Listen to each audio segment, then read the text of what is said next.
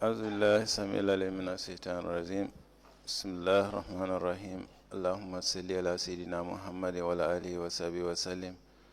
Madam Chair, Commissioners, Lead Counsel, Assistant Counsel, viewers and listeners, members of the press, good morning. Welcome once again to our daily proceedings of this Commission of Inquiry into Local Government Councils and related matters. For our next item on our today's agenda, I have the honor to yield the floor to Madam Chair. Madam Chair, over to you.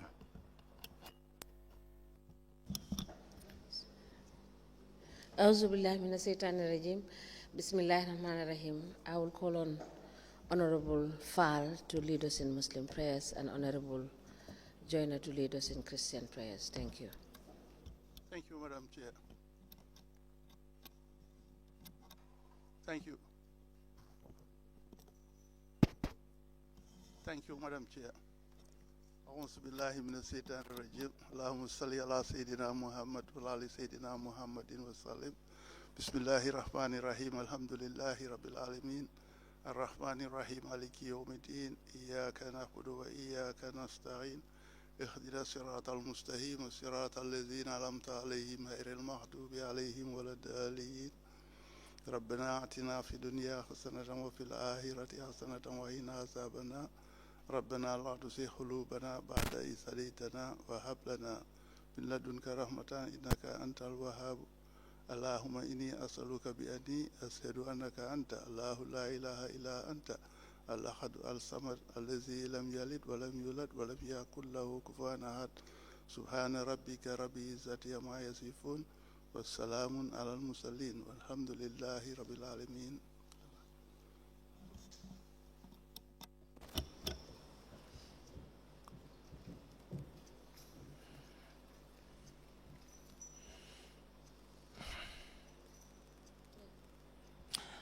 In the name of the Father, the Son, and the Holy Spirit. Amen. Our Father, who art in heaven, hallowed be thy name. Thy kingdom come. Thy will be done on earth as it is in heaven. Give us this day our daily bread, and forgive us our trespasses, as we forgive those who trespass against us. And lead us not into temptation, but deliver us from evil. For thine is the kingdom, the power, and the glory, forever and ever. Amen.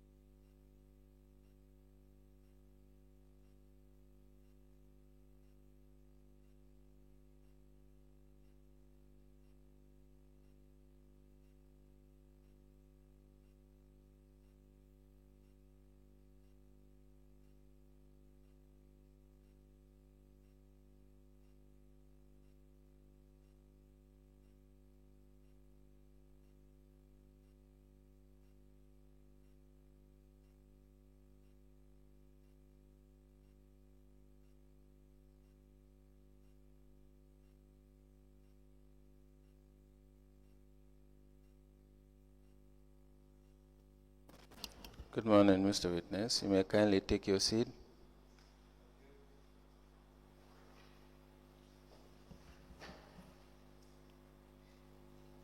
Mr. Witness, for continuation of your testimony before this Commission of Inquiry into Local Government Councils and related matters, may I remind you that you are still on the oath before I hand you over to Madam Chair for us to proceed. Thank you, Madam Chair. Over to you.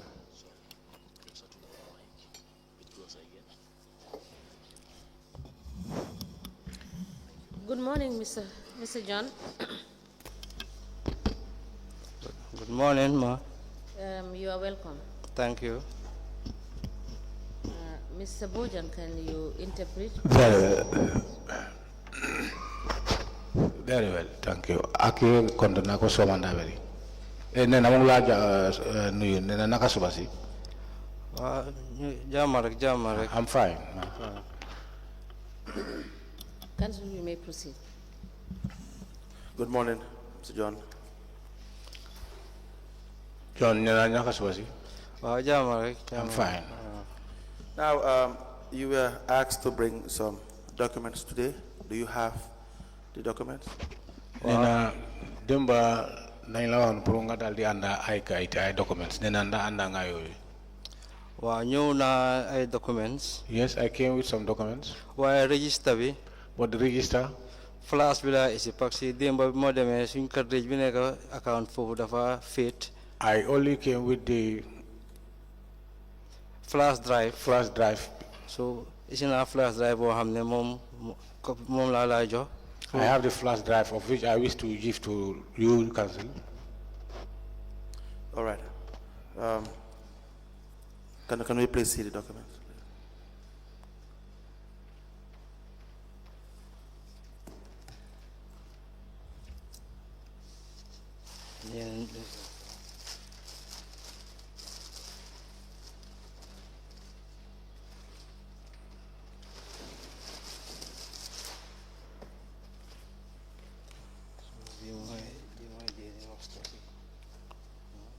What are the documents that you have currently with you? Nena ban façon kayte nga andale? Madam de malajon nga ma register bi. Yesterday I got the register. The roster bi. The roster. One down here. I listed them down. Let me just check.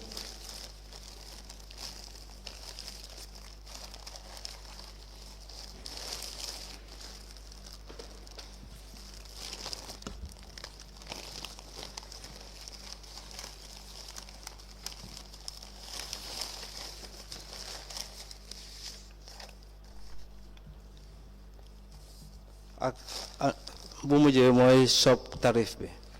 On the sub tariff.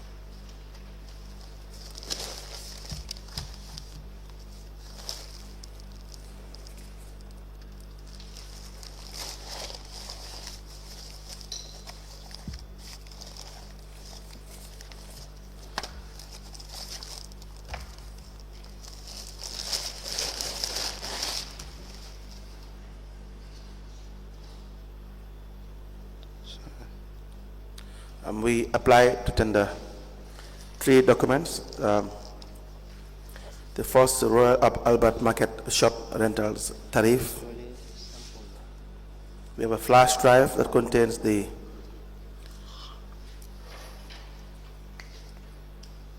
It contains the market register.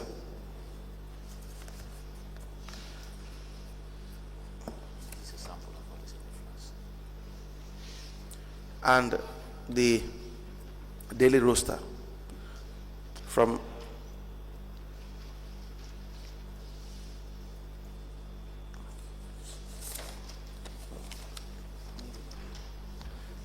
yes, just the Royal Albert Market shop rental tariff and the flash drive that has the market register in it, to be admitted into evidence and marked accordingly.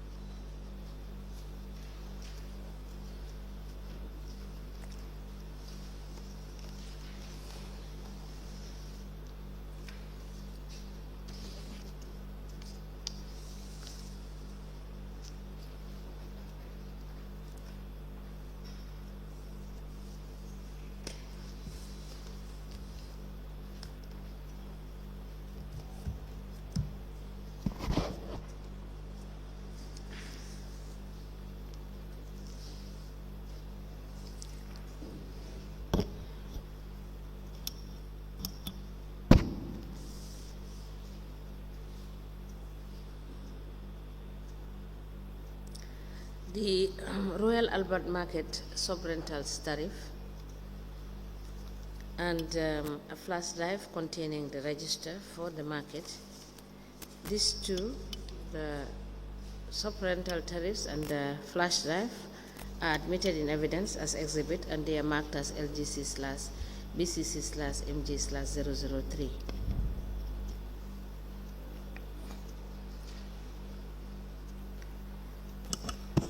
As the Commissioner places.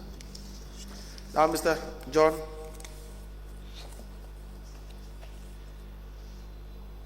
what is your relationship with the cashier? That is Umi Jain. She still works for council?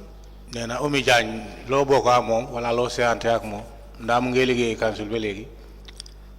Wa de mu ngi liggéey council ba légui waye ñu ngi ko transfer to records.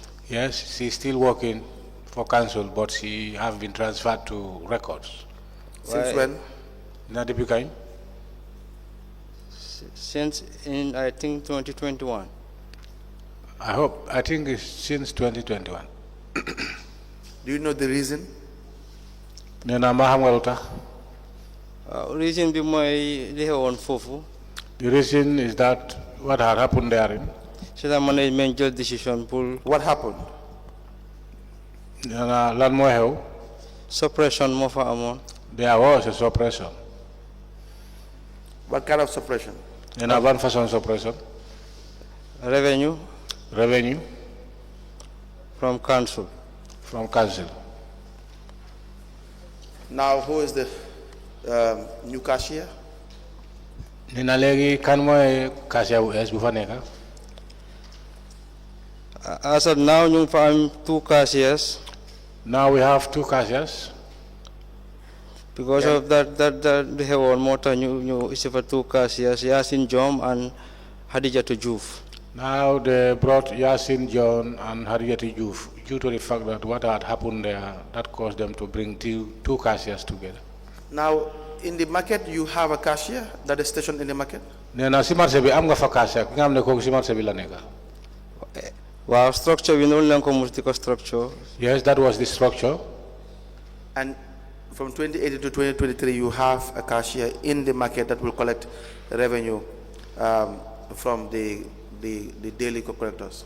Nena jóge ko 2018 ba 2023 bu tam fa mel ni si marché bi am nga fa cashier boppa fi nga xam ne kooku moo dee jël xaalis bi nga xam ne collecteurs yi yooyu lañ jël. Wow. Wow. Yes. Now, you pay to the cashier.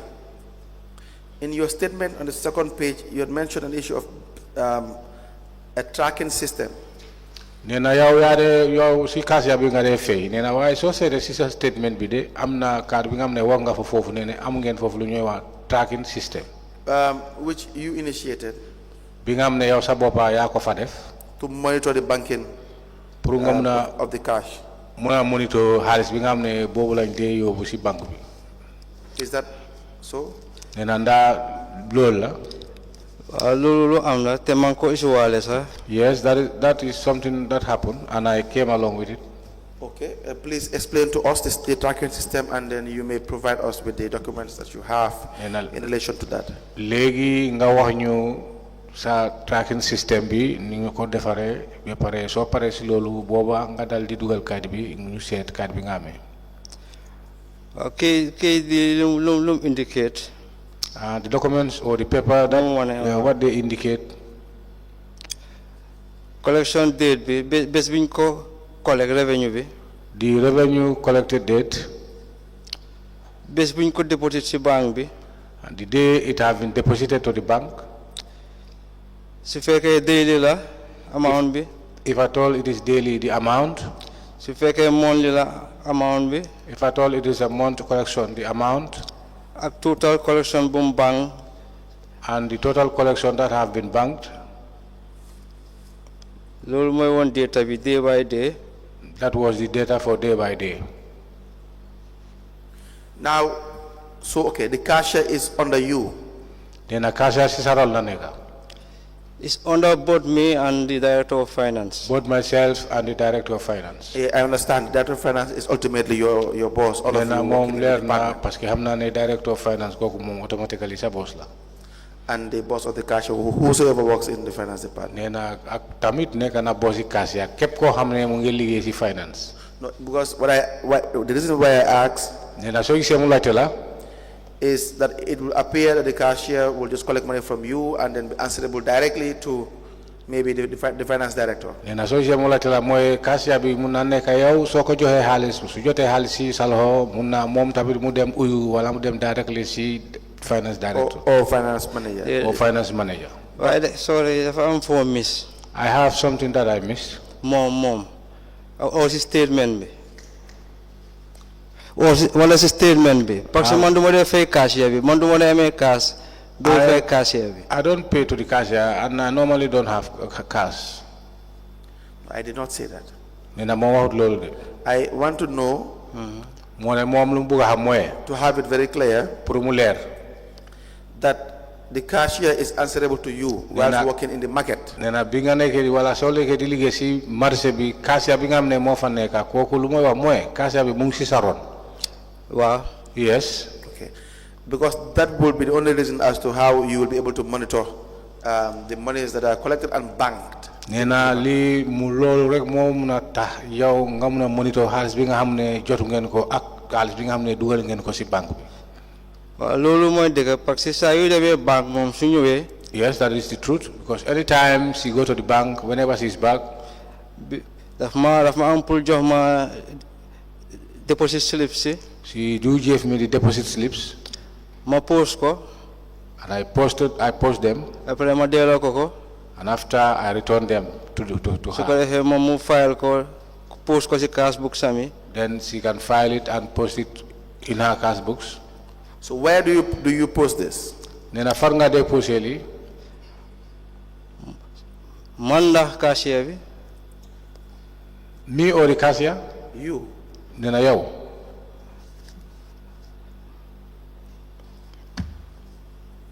You need to speak up. Nena dangawa. See kid mala wonni. This document that I have shown you. All right. Can I please have it? Do you have the copies or the documents from 2018 with respect to all the postings you have had, with respect to the reconciliation you have done with the cashier? Nena am nga kay yoy nga xamne joge ko 2018 yep li nga xamne def nga reconciliation ak cashier bi yang ko amé. Lima amé mo woné moy banking sim dan def mo nek si data mo don post ni si case mala won ni. All the data that I have posted on this document which I have shown you is all the transactions. Since Akasha on the 9th of October 2018. Since he came on the 9th of October 2018. And the end date?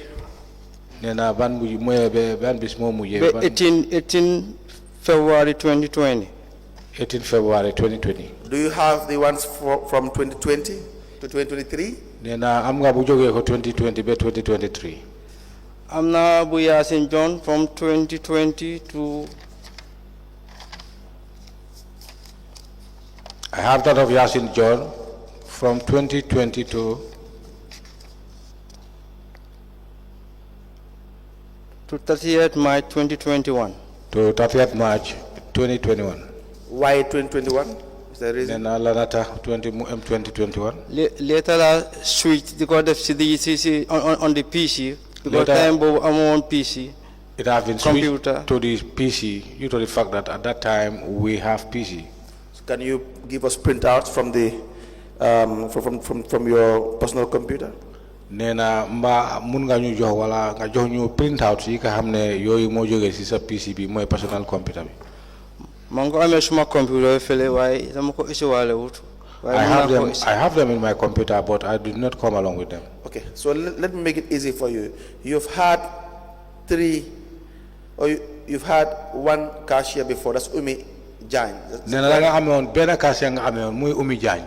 Wow. Yes. And for the period on a review 2018 to 2021, but she was transferred in 2021. Nena joge ko 2018 be 2021. Nena 2021 lañ ko transfer. Wow. Yes. Can I please have the printouts for the copies of the reconciliation? Na legi nda mun na jot kayti mu set li nga xamne printout si nga wone def nga ko si Umi Jan.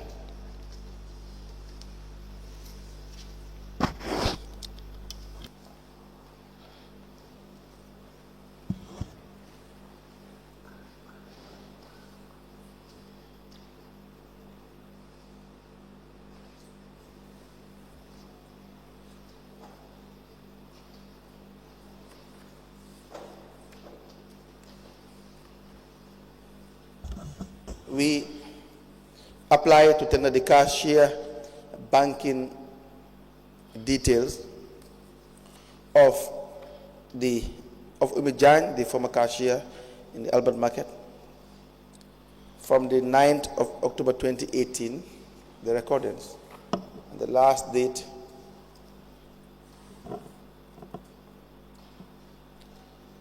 is the 10th of February 2020.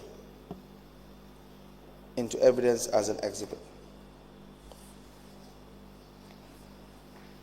When in 2021 was she transferred? Do you know?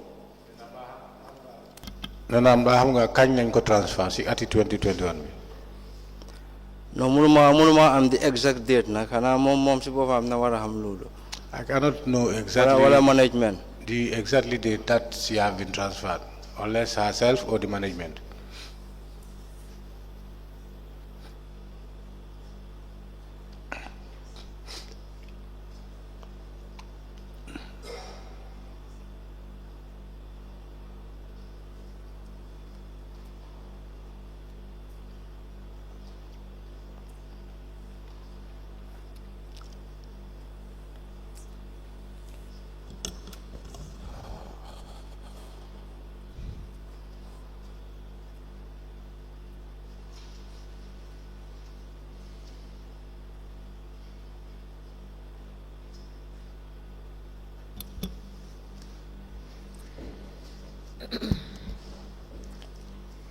The cashier banking details covering the period 9th of October 2018 to the 10th of February 2020 is hereby admitted in evidence as exhibit, and it is marked as LGC/BCC/MG/004. As the commission places. Now, after the transfer of your then cashier Umi Jan, you had two new cashiers.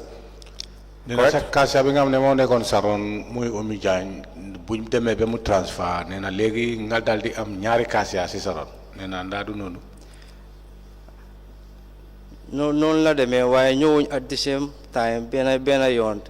Yes, that is correct, but they don't came at the same time. They came one after the other. Yasin mo ñew after few months, Yasin first came for about few months. si ñan isi beneen cashier mooy Hadijatu Juuf. Then another cashier was brought, and that is Hatiyatu Hajra Juf. Juf. waaw soo gisee ñu isi woon loolu.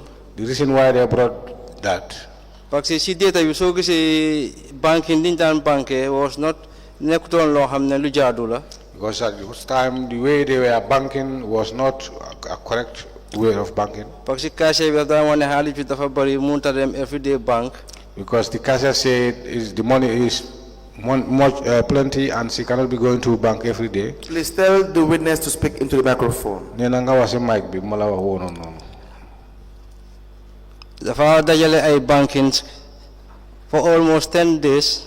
She used to keep the monies or bankings for almost few days. mu soog koo bank. For almost 10 days. mu si records si fële. Almost 10 days ma joxe. is in the records, and she then used to go to the bank for banking.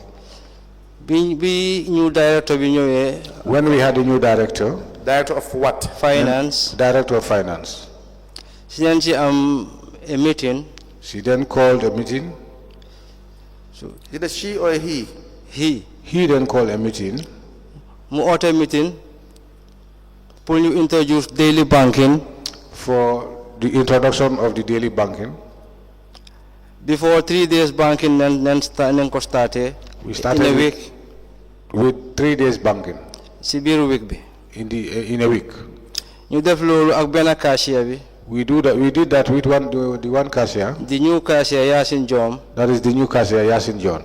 loolu mën a possible. That was not possible. mu possible. It was possible. After few months. Then after a few months. You introduced daily bankings. The daily banking was introduced. suñu liggéeyee tey. If you work for today. The next day si beneen bés bi. The next day. Then make sure ne cashier bi bank na li nga xam ne correction bu nekk si bu ñëw si previous day bi. We make sure that the collection that was done yesterday have to be banked for today. si loolu leen nekk ba Camara the director of finance. That is how we were doing it until the director of finance, Mr. Camara. ba bi mu fa jógee nii. Up to the time he left. Now, when you were there, well, before the issue of Jan, Yasin John, was it manual reconciliation you had with her regarding the banking details that she will conduct? Nena Yasin Jan transactions. Mom transaction am yi nga xamne def na ko ci yefi banque na lolu yeb dang ko amé manual li nga xamne dañ ko binda salo. am na yima ici from the 22nd January 2021. I brought some from 22nd January 2021. Sorry. From 19 February 2020. From 19 February 2020.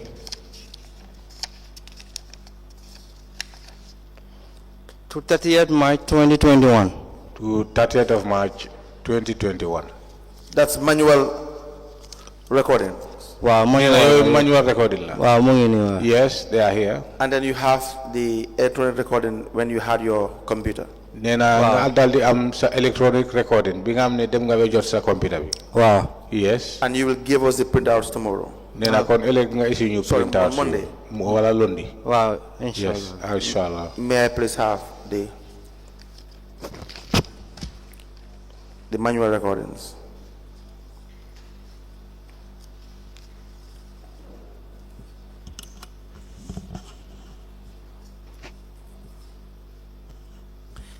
We apply to tender the cashier banking details of Yasin John. The start date is 19th of February 2020.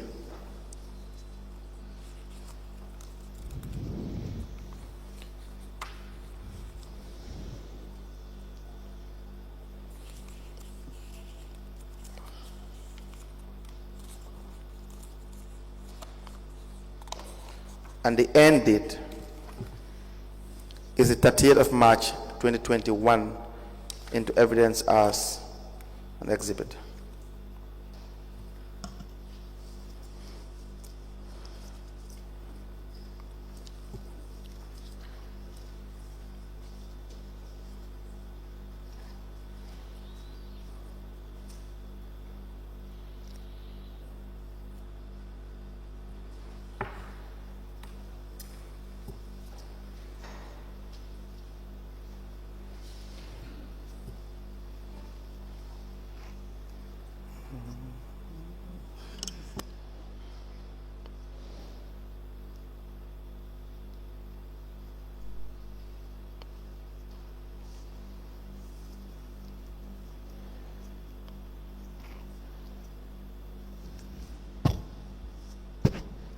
The cashier banking details of Yasin Jom, covering the period 19th of February through to 30th of March 2021, is hereby admitted in evidence as exhibit, and it is marked as LGC/BCC/MG/005. As the commission places. Now the other cashier is Ms. Juve. Is it Khadija Juve? Wow. Yes. Do you have the recordings for Khadija Juve? And I'm going to record this big amne def nga ko ci bir Khadija Juve.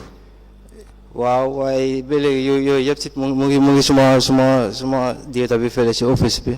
Yes, I did, but they are all in my data in the office. All right, please, we are requesting that you produce them on Monday.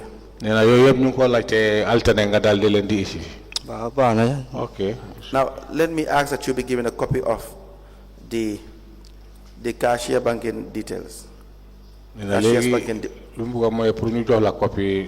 cashier banking details. That will be good. Good for what?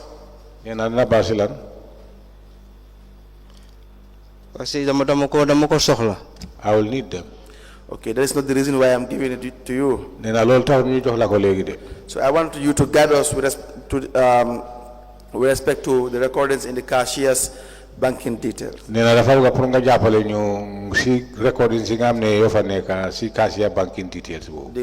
columns you have.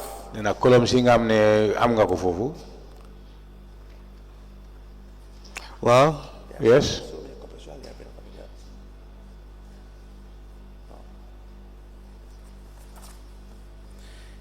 Yes. So, for instance, I see the first column is marked collection dates. Collection marking of collection dates. Then you have deposit dates. Deposit dates. The next is amount daily. Daily amount. Amount monthly.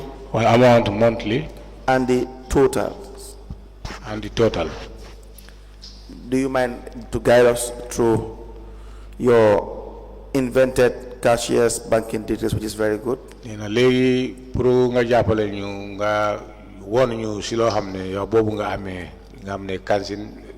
Banking details.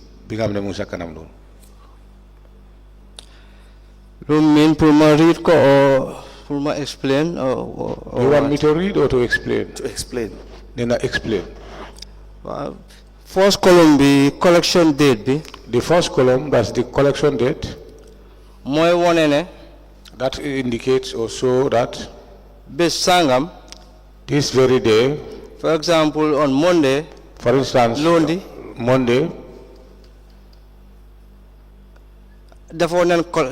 Receive namo. Namo. Country marché. There was a revenue payment at the market. And you know the people, my juniors, they came and paid to me. The second column. The second column.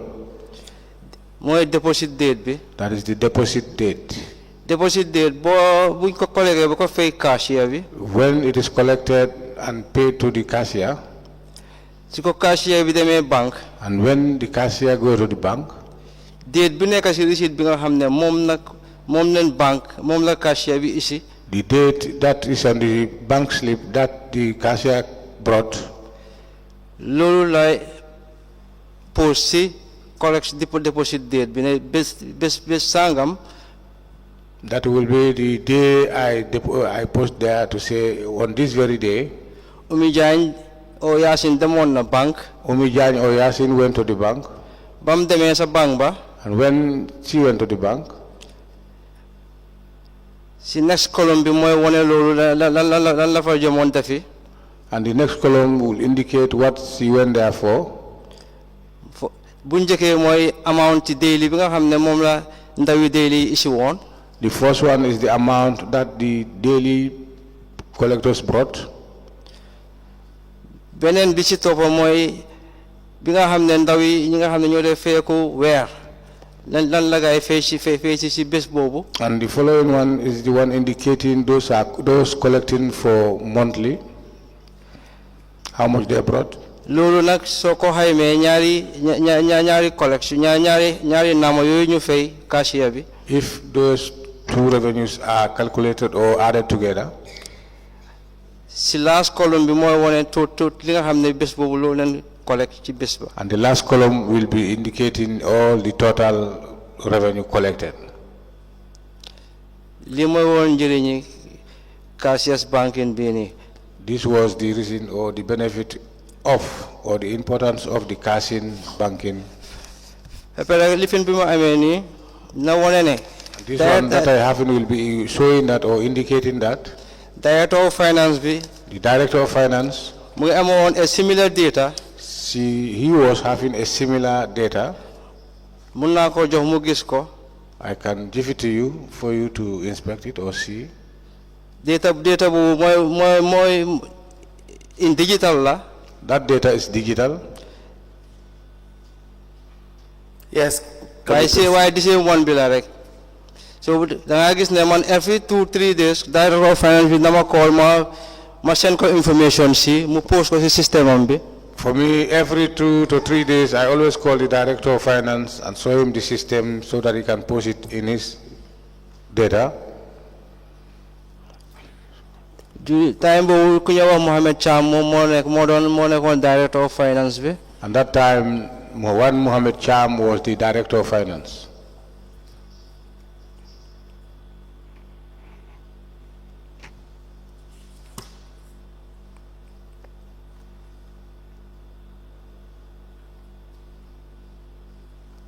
We apply to tender a memo from the Chief Executive Officer addressed to the internal auditor. The date is 9th of October 2020. The heading or the subject, suppression or misappropriation. And we have another memo attached to it. The date is 29th of July 2020 from the Acting Director of Finance to the Chief Executive Officer with the subject, suppression or misappropriation of market revenue. We are about to have this admitted to evidence and marked as an exhibit.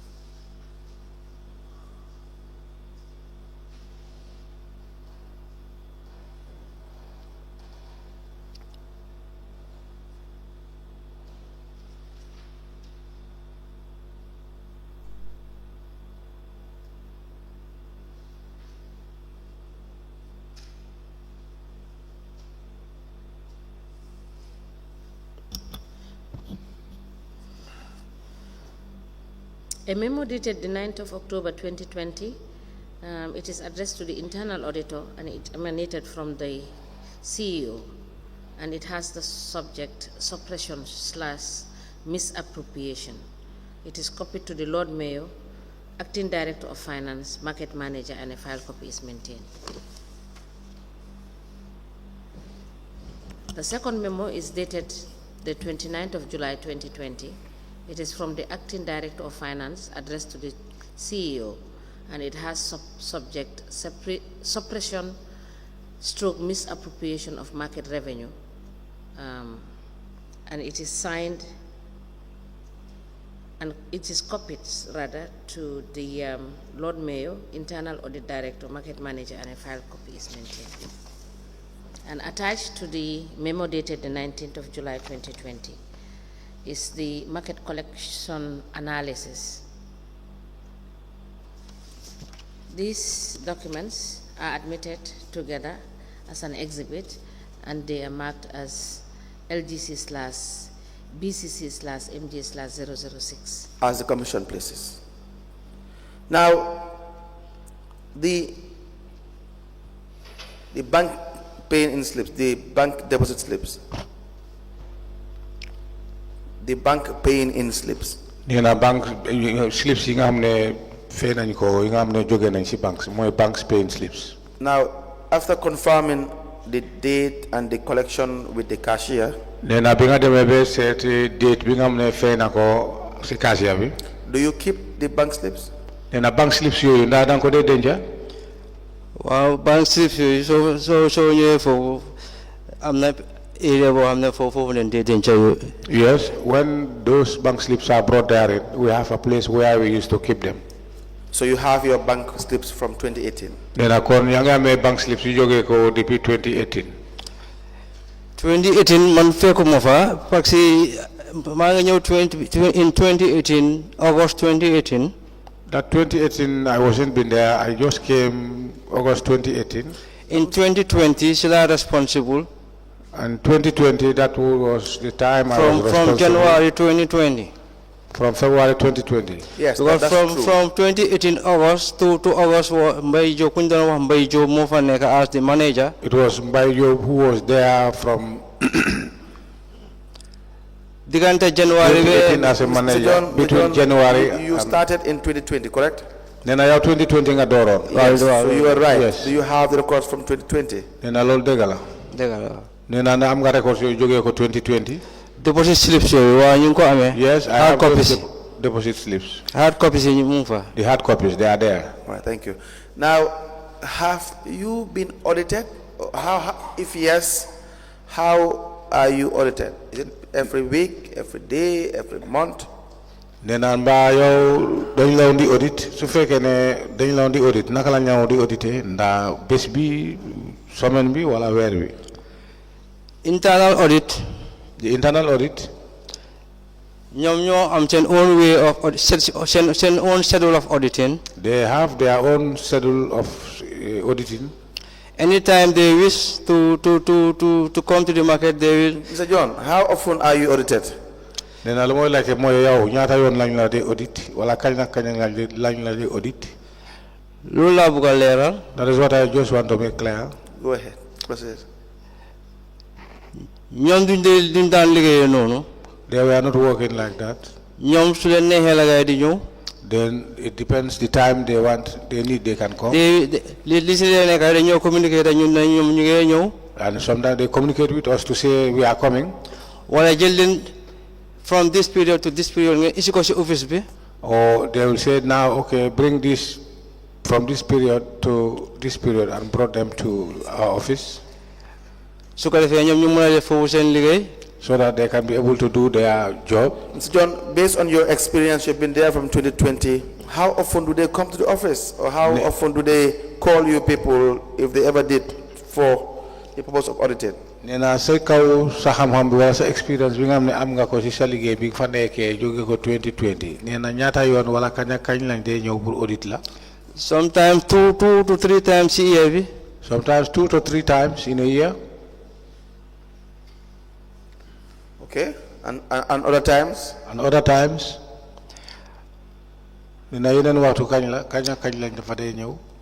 because time of in 2021, when I was there in 2021, bu new director of finance bi ñëwee woon mooy Camara. When the new director of finance came, that is Mr. Kabara, dafa assign on auditor bu ñoo wax Assane Diallo. he assigned one auditor by the name Asan Jallo mu responsible for the auditing of the market. to be responsible of the auditing of the market. Now, because of your reconciliation with respect to the collection, Nena sa reconciliation bi nga xamne ci kaw collection bi nga xamne am def nañ ko of revenue moy revenue by the revenue collectors and the cashier, moy revenue collectors yi ak cashier bi and the banking transactions, ak banking transaction details, you will be able to be in a position to detect if there is any shortage. Nena ci kaw lolu kon yow lolu dina la jox yoon wala pour nga mëna xam su fekkee ne am na ay manche yu xew. You agree with that? Nena nango nga lolu. loolu moo wone ne. That shows that data bu ma doon use ni. the data that I was using. moo tax ma doon mën a gis su dara mën a amee ma mun koo gaaw a gis. That is why I can be able to trace anything which goes wrong or went yes, wrong. I agree. The data is very good. I had said that. Nena nango na lolu te wax na ne data bi tam baax na. It's really good for as a market manager to have this initiative. Nena dafa baax te dafa war pour market manager nga am façon initiative bi. In introducing a more robust recording system. Pour nga introduce lo xamne lu war ci recording system bi. So then why were you having frequent shortages with respect to the cashier then? Nena kon la mo tax ngay am shortages ya nga am ne du s'orienter ci cashier bi. Not you in particular. Nena waxut ne yow sa bopa. I'm talking about the cashier receiving monies and not really paying it into the bank. Nena lu may wone moy cashier léeg-léeg daf day jot xaalis bi nga xam ne du ko dee yóbbu pour def ko ci banque bi. waaw foofu suma ndimbal foofu dafa xawoon a néew. Yes, because of my assistant there was limited. parce que soo gisee loolu li xew mu woon a xew.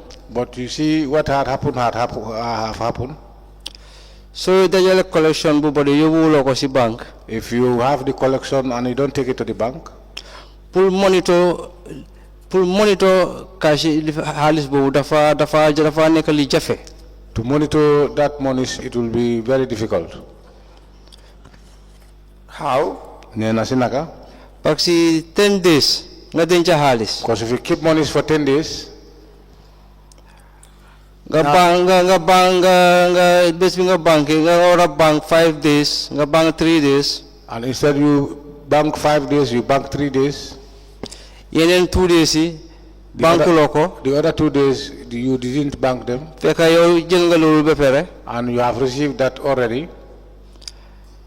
loolu moo de isi jafe-jafe yooyu si suñu liggéey bi si côté boobu. That is sometimes that brought the difficulties on the way we work there. loolu unless auditors yi di ñëw frequently. Unless the auditors used to come frequently. ñoom tamit ñu def seen wàll si liggéey bi. For them to do their parts on the job. su ko defee loolu moo waral loolu moo gën a yombal liggéey bi. That will make the work simple or easier. Now, have you been reporting this? Nenanda yang on the report li. verbal leen daan wax ñoom si loolu. I was talking to them verbally. waaye ñoom liñ daan explain mooy amuñ the manpower. But they were telling us or explaining that they don't have the manpower. No, reporting it to your director. Yes, your director. Nena reporting pour nga dem li yëgal ko sa director bi. Wow. Def nga loolu. Wow. Yes. How do you do this reporting? Nena no ko reporté. ab daa nekk verbal. It was a verbal report. léegi sa directeur si ñi fa nekkoon ak fa nekk leen di ewu suba sax wax leen pour ñoom ñu ñëw def seen liggéey. Sometimes it happens, directors they sometimes come in the morning, they call them to say, you come and do the job. You explain about Mariama Silla, a revenue collector. Nena wax nga mbiri Mariama Silla ki nga xam ne revenue collector la. waaw dëgg la. Yes, that's true. That she was a revenue collector and then collected a lot of money, and then in 2021 traveled to Germany. Nena mo wax nga ne mom tamit revenue collector la te collect na jël na xaalis bu bari nena te wax nga ne mu yebe mu dal di tukki dem Germany. Wow, bind naa ko ci suma statement. Yes, I wrote it in my statement. Can you please tell us more about Mariama Silla? Nena mba mo nga ñu leral wala nga wax leneen ci Mariama Silla pour mu leer. And the amount that she absconded with. Ak njëg bi nga xam ne boobu la àndal wala boobu la dem ak moom. Mariama Silla collector la woon at the market. She was a collector at the market. Pour ñi dee fayeku rental si. For the rental payers. Waaye bi moo tukki. When she traveled or when she was traveling. Moom jëkkëram dafa nekkoon Germany. Her husband was in Germany. Mu nekkoon ci benn suñu zone bu mag ci biir marché bi ci biggest zone bi bu ñu ooyee zone D. And she was in the biggest zone at the market called Zone D. The zone boobu benn GTR su ko fa collecté GTR of 50 leaves. And there, whenever he collected a GTR of 50 leaves, at least I'm for 40,000. At least there she can be able to have 40,000. Mom, Bena GTR Bubula collect Demaleko. And she collected one GTR and went along with it. Feyuko. She did not pay. Returnuko. She didn't return it. Bumotuki. And when she was traveling, we were not aware. Do you know the value, the amount that she collected? Nenanda hamga mom nyata la joton si halis. Dogo muna ya bopa be hamko si jamono fek bugbo tegout. You cannot be able to know exactly unless you show it with your eyes. You have to just estimate. What is the most that she will collect? Nena nyata nga fogne lolu la muna ame kero wala lolu la collect. Buñ defé hayma yo auditor internal auditor bi. When we did the calculation with the internal auditors, ñu ko hayma ci ñeneen fukki junne. We were just calculating it up to 400,000. 40,000. That is the list that she would have collected. Nena lunda silo hamne lolu la joton. Wow. Si halis bu mu jot lu ndaw la ngeen mëna li ci gëna bari. Wow. The more money or the much of it.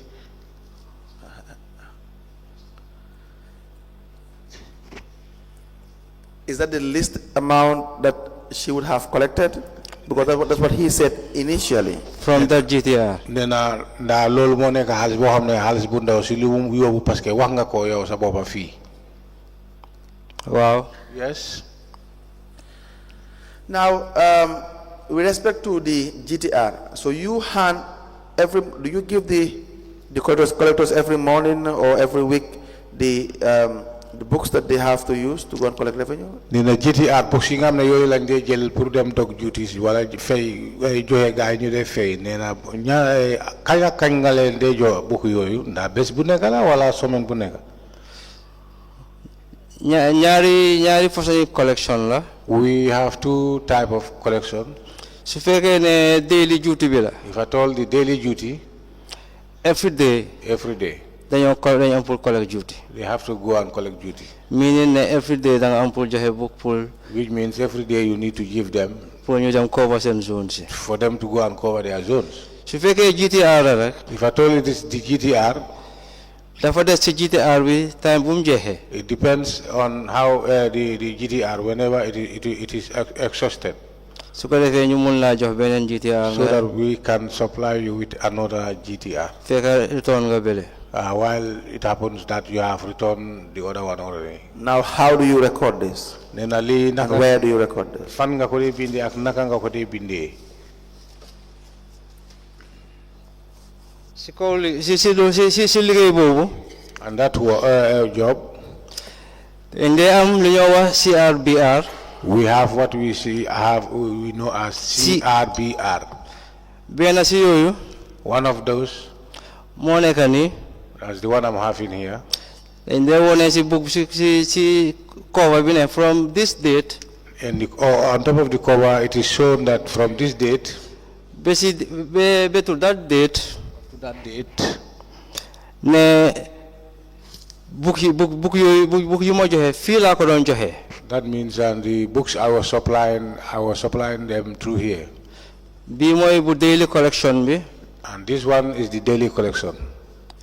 bii mooy GTR pour GTR bi.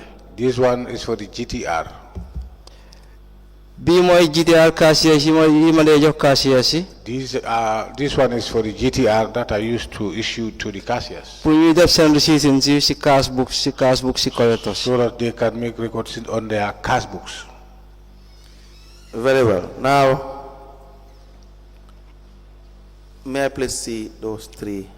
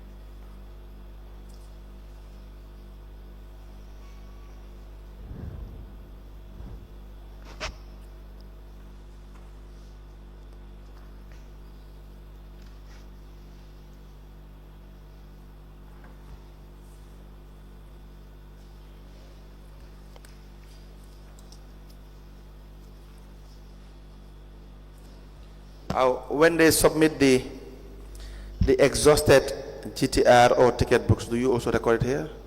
Nena book yo xamne dañ dem beje ba ñu ñew delo la ko nena nda bobu tamit dang ko dé bindé fofu. su fekkee ne monthly bi la daily bi la. If at all that of daily.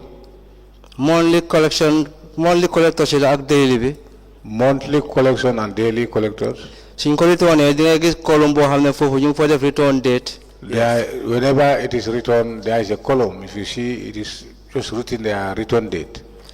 Do you have instances where they don't return the exhausted tickets or GTRs? Nenda dangre am faso yo hamne dunde delo wala dundelo lo hamne dafa jesi GTR. Si Mariama Silla rek la ko amé. I only have that. It occurs on Mariama Silla only. Who is Mariama Silla? Nena kan moy Mariama Silla. Moy kim ko don experience legi travel to Germany, one of our collectors with the GTR. Is the collector whom I was just explaining who traveled to Germany with the GTR. Are there questions for the witness, Mustapha John?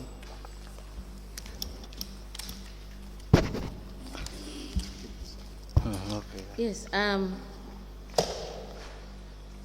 Mr. John, you said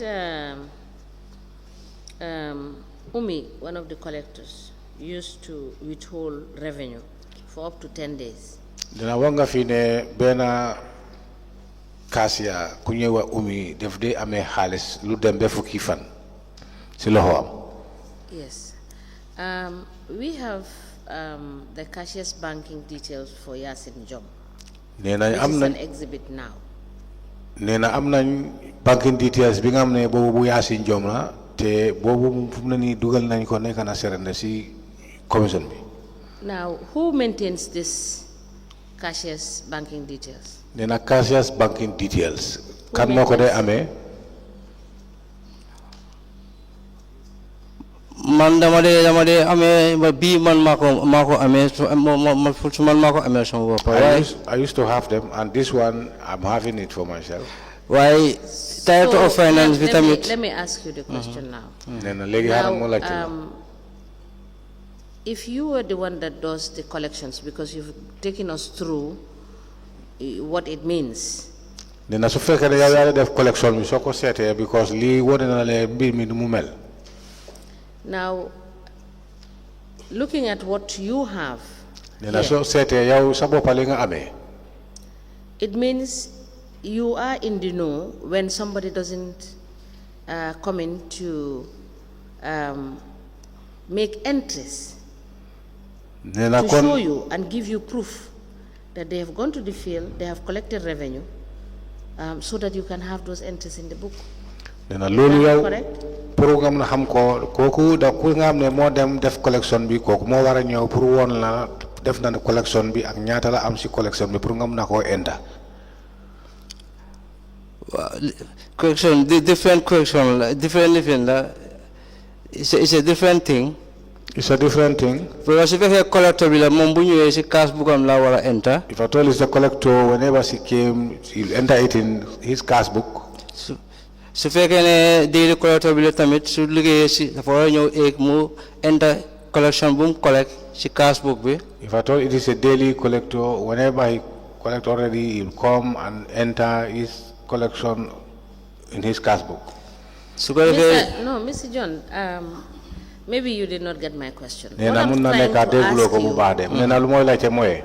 What I'm trying to ask is that you have a system that could enable you know which collector is not transmitting the revenue that is collected, because you have put in place a system that will enable you to track it.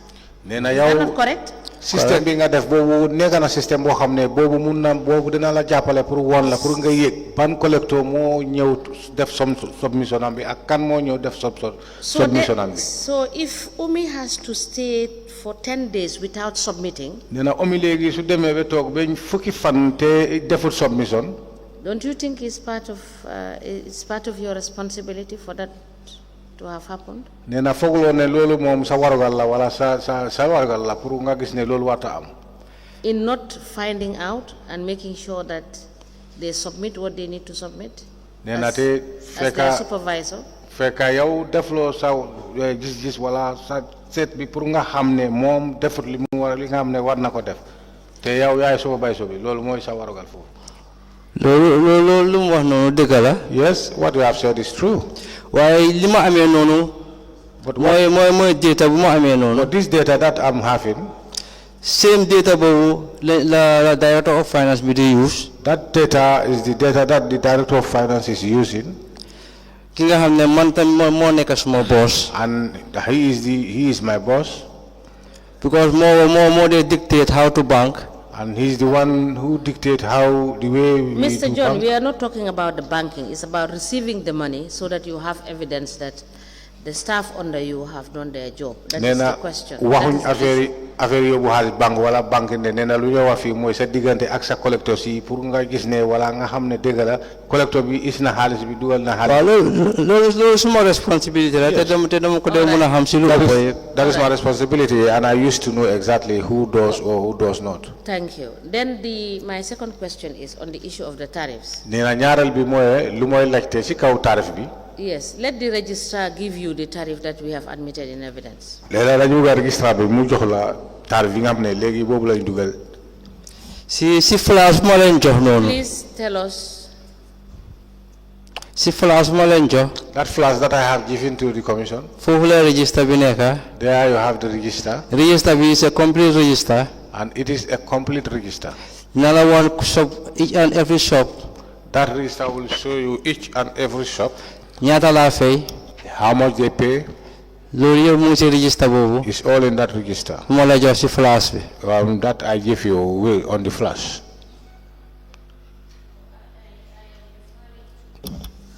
Just take a look at this, the Royal Albert Market sub-rental tariffs. Nena mu ngi seet Albert Market sub-rental tariff nga xool ko.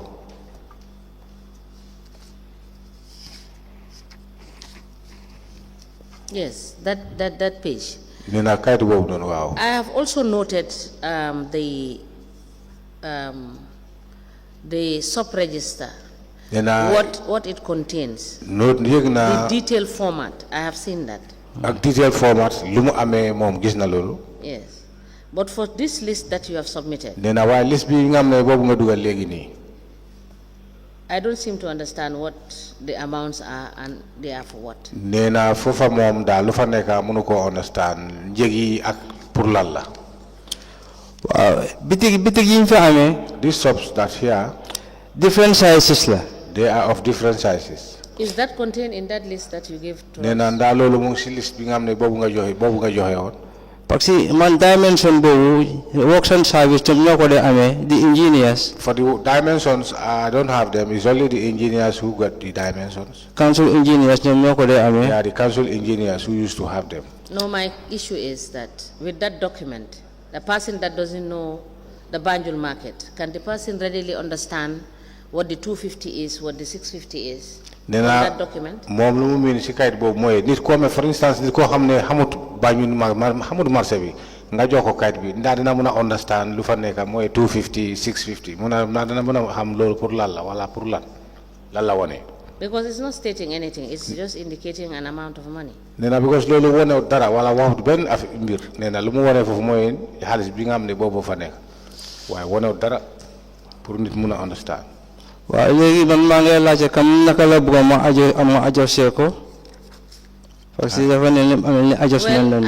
You were trying to explain that in the flash drive that you have, it's a detailed detailed register. Nena wax nga né flash drive bi bu nga amé register details. So in that detailed register, it has all the cost of the zone in which the shops are, the monthly rental fee, exactly, and the size of the shop.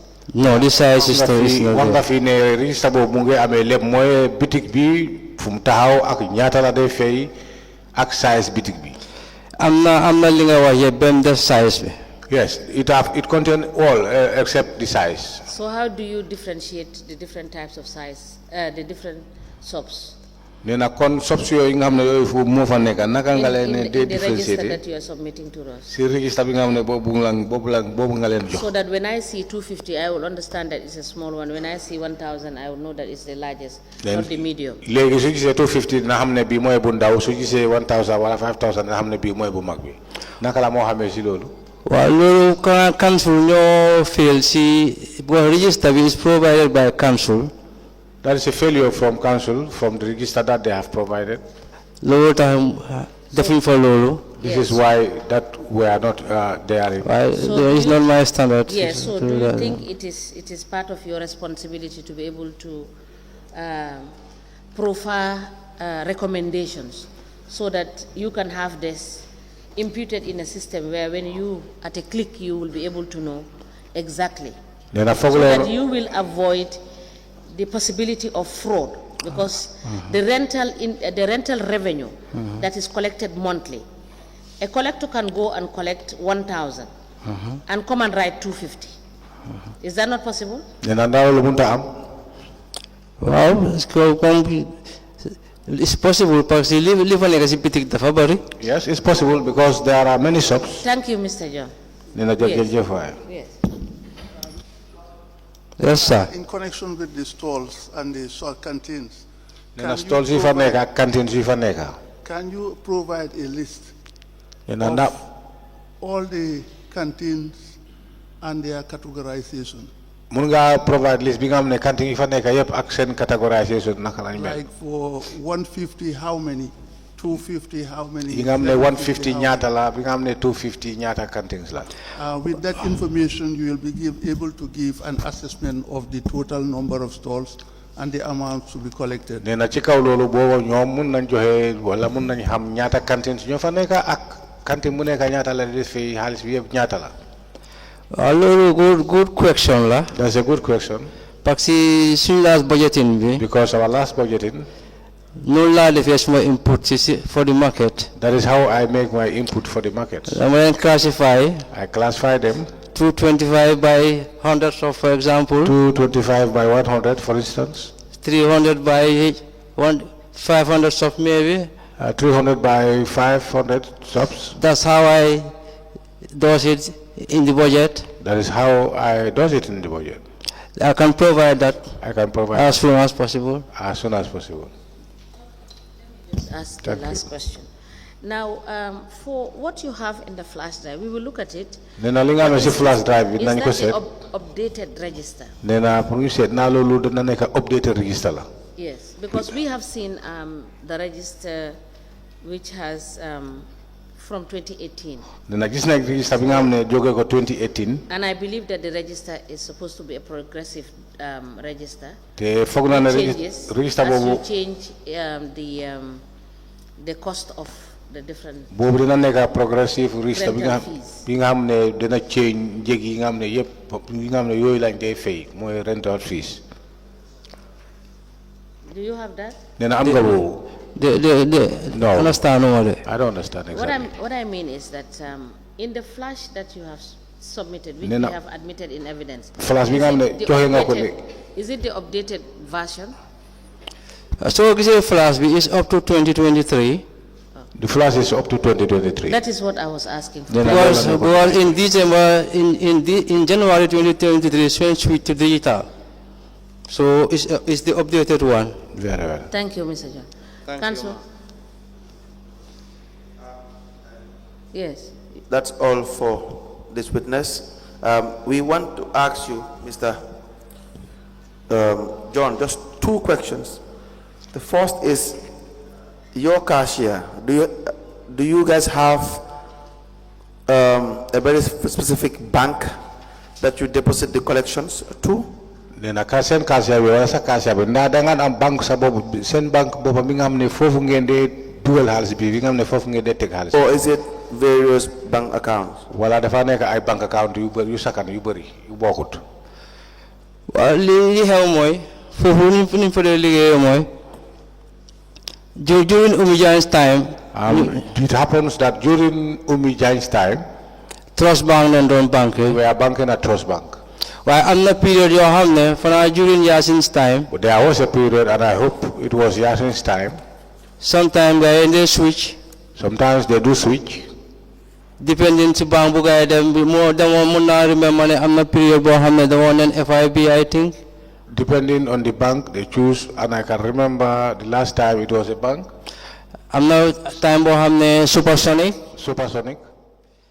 That they depend ci management fan la ñu jox pour ñu bank the money. It depends on the instructions from the management where we are instructed to make banking. While most of our bankings mom is Trust Bank. But most of our bankings is at the Trust Bank. Thank you. The last issue is you have a bank account? Nena yow sa bopp am nga bank account. Wow, at Trust Bank. Yes, with Trust Bank. How many accounts? Ñaata accounts? Just one. Just one. Okay, we want you to provide us with your financial statement Nena lay buga moy soy ñëwaat nga issuale sa financial statement. from 2018. Jóge ko 2018. Waaw loolu jërëjëf isi woon naa benn sax time investigations dama doon ooyee waaye naa jamaat jëlaat another one. Last time I brought one when it was requested by the investigators, but I will do my best to bring another one. That's all for this witness. Thank you, Mr. John. Jërëjëf waay John. We will call you when we review the documents you have submitted. Nena suñ Call seetee you kayit yi back. nga xam ne dugal nga ko fi yëpp ñu seet nañ la oo su fekkee ne am nañ jamono bi nga xam ne pare nañ si loolu. Thank you. waaw ba pare secondly lifin boobu dafa am password. No, I am asking you to wait so that you can go with the registrar to our IT unit to open it, and we download the document that is there and see that everything is in léegi moom soo jógee fii nañ la wax pour nga xaar Thank su you. registre bi pare bu ñëw pour nga àndaa moom dem IT bi pour ngeen gis naka la pour nga ubbi ko ñu mën a xam lu fa nekk. Thank you.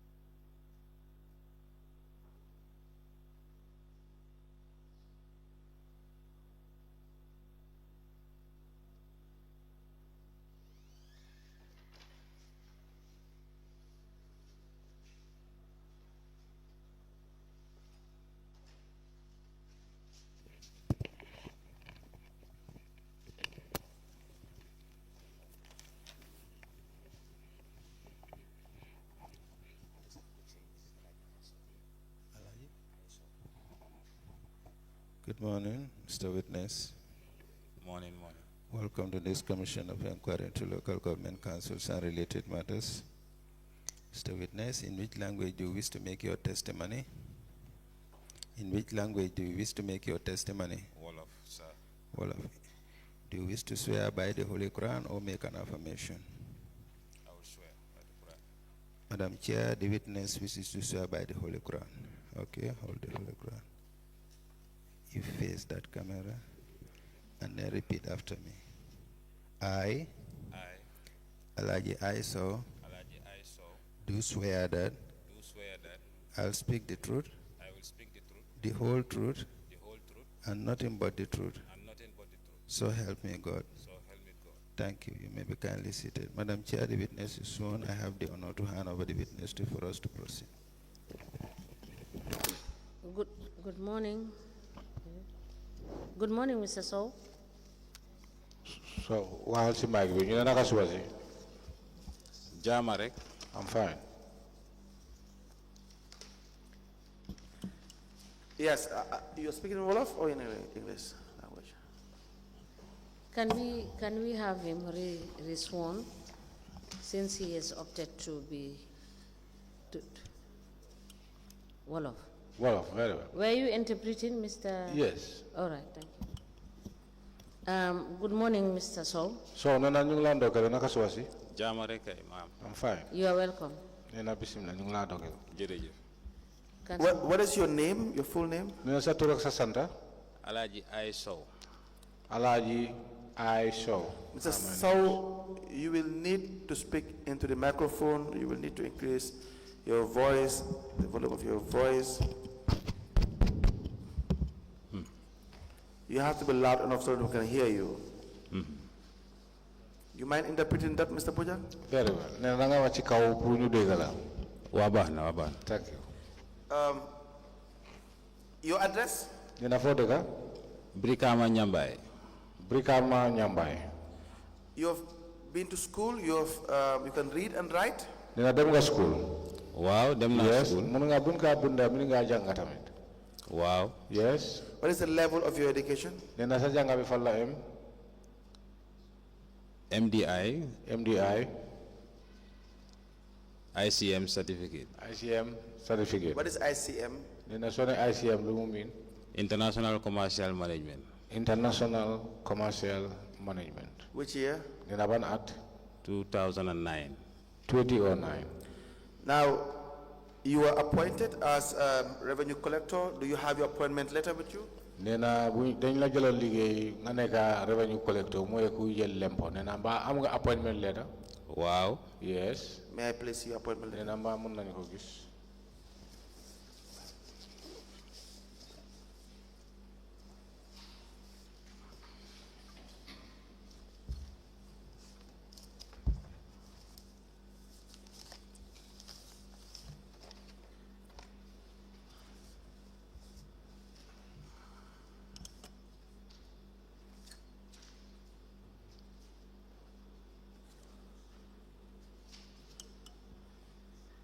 Mr. Sowe, you also gave a statement on the 17th of October 2023. Do you recall this? October bu mu amee fukk ak juróom ñaari fan October nena da nga joxe woon statement nena ndax yaa ngi fàttaliku loolu. Waaw. Yes, I do. Please go through that statement. Nena léegi seetal statement bu ñu la jox noonu. It has the name of Alagie El Sowe. Is it I Sowe? Move sa tur mu fa Alagie A.B.E Sarr. Wow. Signature. Ak sa signé bu tamit. A.B.E Sarr la. A.B.E Sarr. Is that your statement? Nena binda sa statement la. Wow. Yes. We apply to tender the appointment letter of the witness, Alagie Ismaila Sowe. Date, the letter is 6th of July 2009. And the statement of the witness dated the 17th of October 2023 into evidence as an exhibit.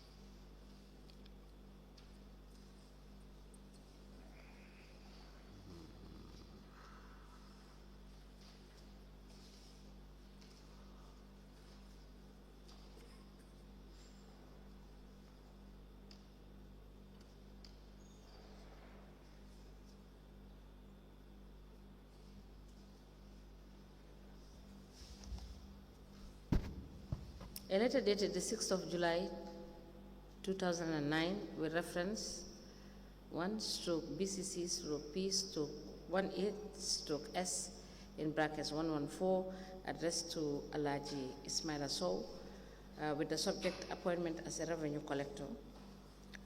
It is signed by the acting chief executive officer. It is copied to the mayor and acting director of finance. The statement dated the 17th of October 2023.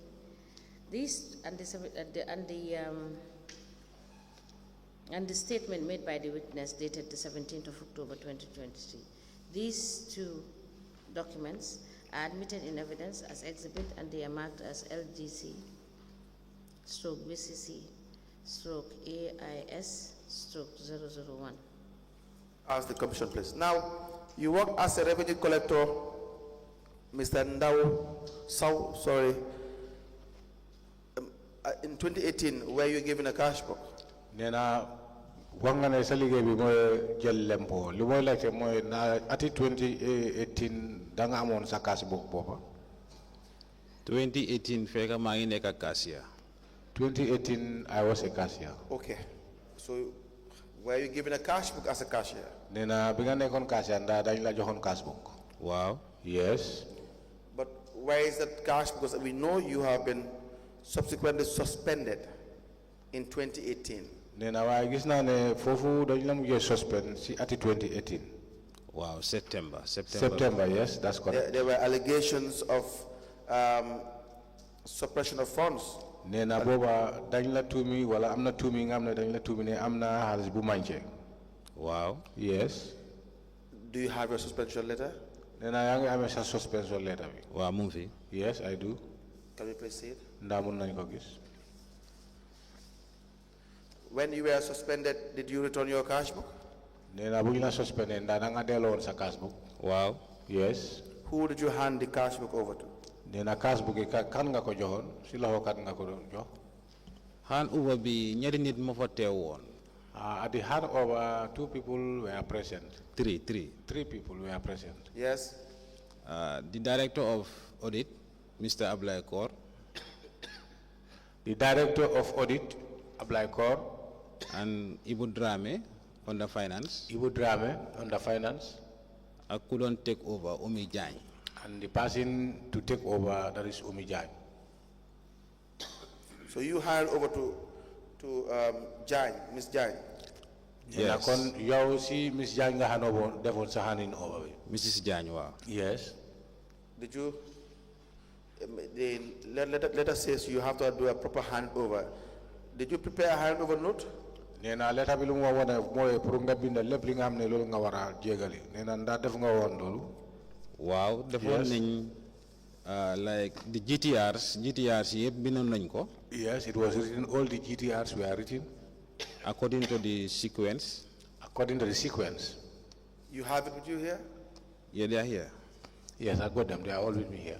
Can you please see?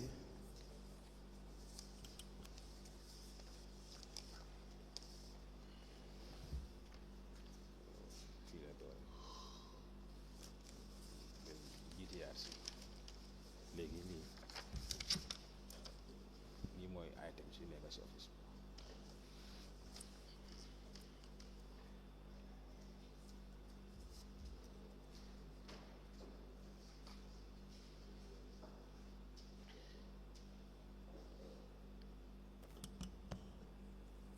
Mr. Ndao. Yeah, Mr. Ndao. Sowe, sorry. Yes, Sowe. Yes. This is not a handover note. Then I'll never hand over note there. These pages are not signed. I won't go and see you. Don't worry, we will contact your supervisors then and those involved in relation to how you handed over the office. Nena ci kaw lolu nañ sét sa supervisor ci pour ñu mëna xam yow sa hanen over bobu noko défé won. We apply to tender a letter with the subject indefinite suspension addressed to the witness Alagie Ismaila Sowe, the Albert Market cashier at the time, The letter is dated the 5th of September 2018. The Lord Mayor, Director of Admin, Director of Finance, Audit Manager, and Market Manager are all copied in this letter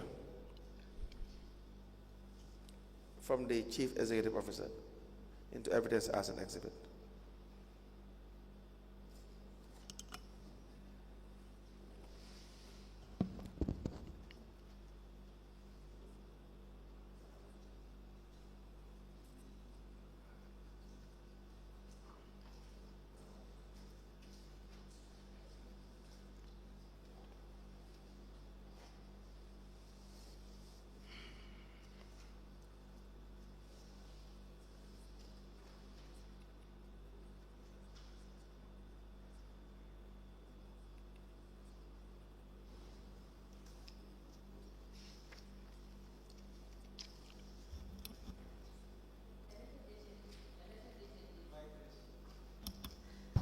A letter dated the 5th of September 2018 with reference 11/B.C.C/P/18/S in brackets 114 addressed to Alagie Sowe with the subject indefinite suspension. It is signed for by the Chief Executive Officer. The letter is copied to the Lord Mayor, Director of Admin, Director of Finance, Audit Manager, Market Manager, and a file copy is maintained. This letter is submitted in evidence as an exhibit, and it is marked as LGC/BCC/AIS/002. Ask the Commission, please. Now, Mr. Sowe, there's a few questions. You will definitely have to come back because it appears you were suspended for a period of time and you traveled to Qatar, you said, correct? Nena legi lu ñoo def mooy daf laa laajte ay laajte yu néew yi ba pare comme lu taxoon mooy yow bu ñu la suspendé 2018 dafa amoon jamono yu néew te wax nga ne da nga tukki yoon dem Qatar ndax du dëgg? Waaw. Yes. And we will be requesting your cash book because you said you handed over the cash book to your supervisors. Nena te and to Yasin. ci kaw loolu nañ laajte sa cash book bi comme yow sa bopp wax nga ne bu ñu la suspendé sa cash book bi da nga ko jox ki nga xam ne kooku moo jëloon sa place. Waaw Yasin. Now, the findings were that you were engaged in series of fraudulent activities. Nena waaye findings bi mooy gis-gis bi lu ñu gis ak lu ñu wax mooy yow daal bu nekk nga ko xam ne bokka nga si ñoo xam ne wala bokka nga si loo xam ne mooy ay tappale bu mag bi nga xam ne mu ngi woon di dox foofu. The internal audit department in 2018 discovered an amount of $172,000 that you did not deposit into the bank. Nena te soo seetee internal audit bi nga xam ne ñoo defoon gis-gis boobu nena wax nañ ne 2018 dem na ba 172,000 bi nga xam ne boobu moom kenn xamut naka la demee. And then you have the National Audit Report 2017-2018, I believe, where there is an issue regarding an amount of $678,540. Nena te soo seetee national audit tamit ñoom tamit seen gis-gis bi am nañ lu ñu wax si at si 2018 dem na ba $678,540. Do you recall this? Nena yaa ngi lay fàttaliku lii. Waaw maa ngi ko fàttaliku. Yes, I recall. The $172,000 that you had an issue. Nena $172 bi nga xam ne boobu nekk na si mbir wa. $172,000. $172,000. Why will you collect that kind of revenue and not pay it into the bank? Nena lu tax ngay jot xaalis bu mel ni boobu te feeloo ko si banque. Nekku ne feyuma ko si banque bi de. It doesn't mean that I did not pay to the bank. Okay. Audit query la woon. It was an audit query. ñu amoon exercise January ba June 6 months audit la. Please speak into the microphone, increase the volume Nena of nga your wax voice. si mic bi ba pare nga wax ci kaw nit ñi yëpp mën na la dégg. Need you to be loud enough. Nena pour nit ñi yëpp mën na la dégg. 6 months audit la woon. This was a 6-month period audit. te bu mu xewee And when it happens, daf ñëwoon like month par month. it came like a month per month. So ñoom bu ñu audité ba pare After their audit, dañ ma war a send draft they need to send me a draft because figures yaa fa involved because it's figures involved. te ñoom draft bi dama war a ñëw ma identify And I should come to identify the draft pour ma vet ko pour seet ndax ñëw account lu ñu ma account fo ndax loolu la wala du loolu. to vet it and see to it that whether the account they accounted for me is right or not. Because daf dem yeneen saa mun naa nekk posting error. Sometimes it happens, it may be a posting error. Because according to Luma Bank, total number of monies Luma Bank in the month. Because according to the banking I did, the amount of monies that I have banked in a month, and total money Luma collect for the month, and the monies that I collected for the month, ñoom ñu ne loolu moo dee am difference. they said that is the differences. The amounts are the differences. Waaye ba tey. But still now, man kenn ñëwul woon ma final report ne lii la am difference. Nobody have ever came to show me the final report that these are the differences. They ñëw def seen audit. They came, they did their audit. ñu binda lu ñëw binda. They wrote what they had to write. ñu dem. And left. ma dem ba si council bi ak suma cash book bi. I went up to council with my cash book. pour ma meetante director of audit bi. So that I can meet the director of audit. pour won ko ne 172 bi ngeen ma bindal. To show him that the 172 that they wrote. dañu war a toog ñu xool draft bi bu jag because man tamit. we have to sit and check the draft properly because. am naa deposit slips. I have deposit slips. te receipts yaa ngi si cash books. And I have receipts in the cash book. So difference bi ngeen ma won ni man xaw ma fan la jógee. So the difference you people are showing me, if you don't tell, I cannot tell where does it come from. si biir loolu jaabante naa so many times. During that, I went there for many times. waaye mënuma def loolu mu succeed. But that wasn't a success. So in September. Then in the month of September. ma ji suspension letter bi ñëw si man. I saw a suspension letter was written to me. But audit report boobu noonu amutoon benn final report to me. But that audit report does not have any final report to me. Because si lu ma experience si auditing. What I experienced on the auditing. National audit suñ ñëwaan suma office suñ audité dañ ma dee send draft. Whenever the national audit came to my office, after I'll be sent a draft. suñ sendee draft bi. When the draft is sent. ñun ñu seet ñu verify. That draft must be we do verify the said draft. suñ ko verify pare. After the verification of the draft. Then audit bi dina war a génnee final report. Then the audit will have their final report. ñu ne management mu jël action. For the management to take action. waaye man suma case ak ñoom loolu happened. But for my case with them, this have never happened. All right. Who was the CEO at the time? Nena kan mo nekkoon CEO jamono boobu. Mustapha Bachili. Mustapha Bachili. The finance director? Finance director. Mr. Abdoulaye Nyang dafa ñëw bi around July moom mu dem then Mr. Cham take over. Mr. Abdoulaye Nyang was there till July. He left. Then Cham take over. Mohammed Cham. Mohammed Cham. And the internal auditor was Mr. Kaur? Abdoulaye, yes. Abdoulaye is the internal auditor. Why even Abdoulaye si boppam defutoon audit bi dafa santaane keneen. Even Abdoulaye himself did not carry out the audit. So kooku dafa ñëw mu audit ma rek jox ko moom submit moom lu mu audit si Abdoulaye. That person came and audited me and after he handed over what he audited to Abdoulaye. Benn old man la Mr. Manga. One old man by the name also named Mr. Manga. Yes, we will verify your assertions.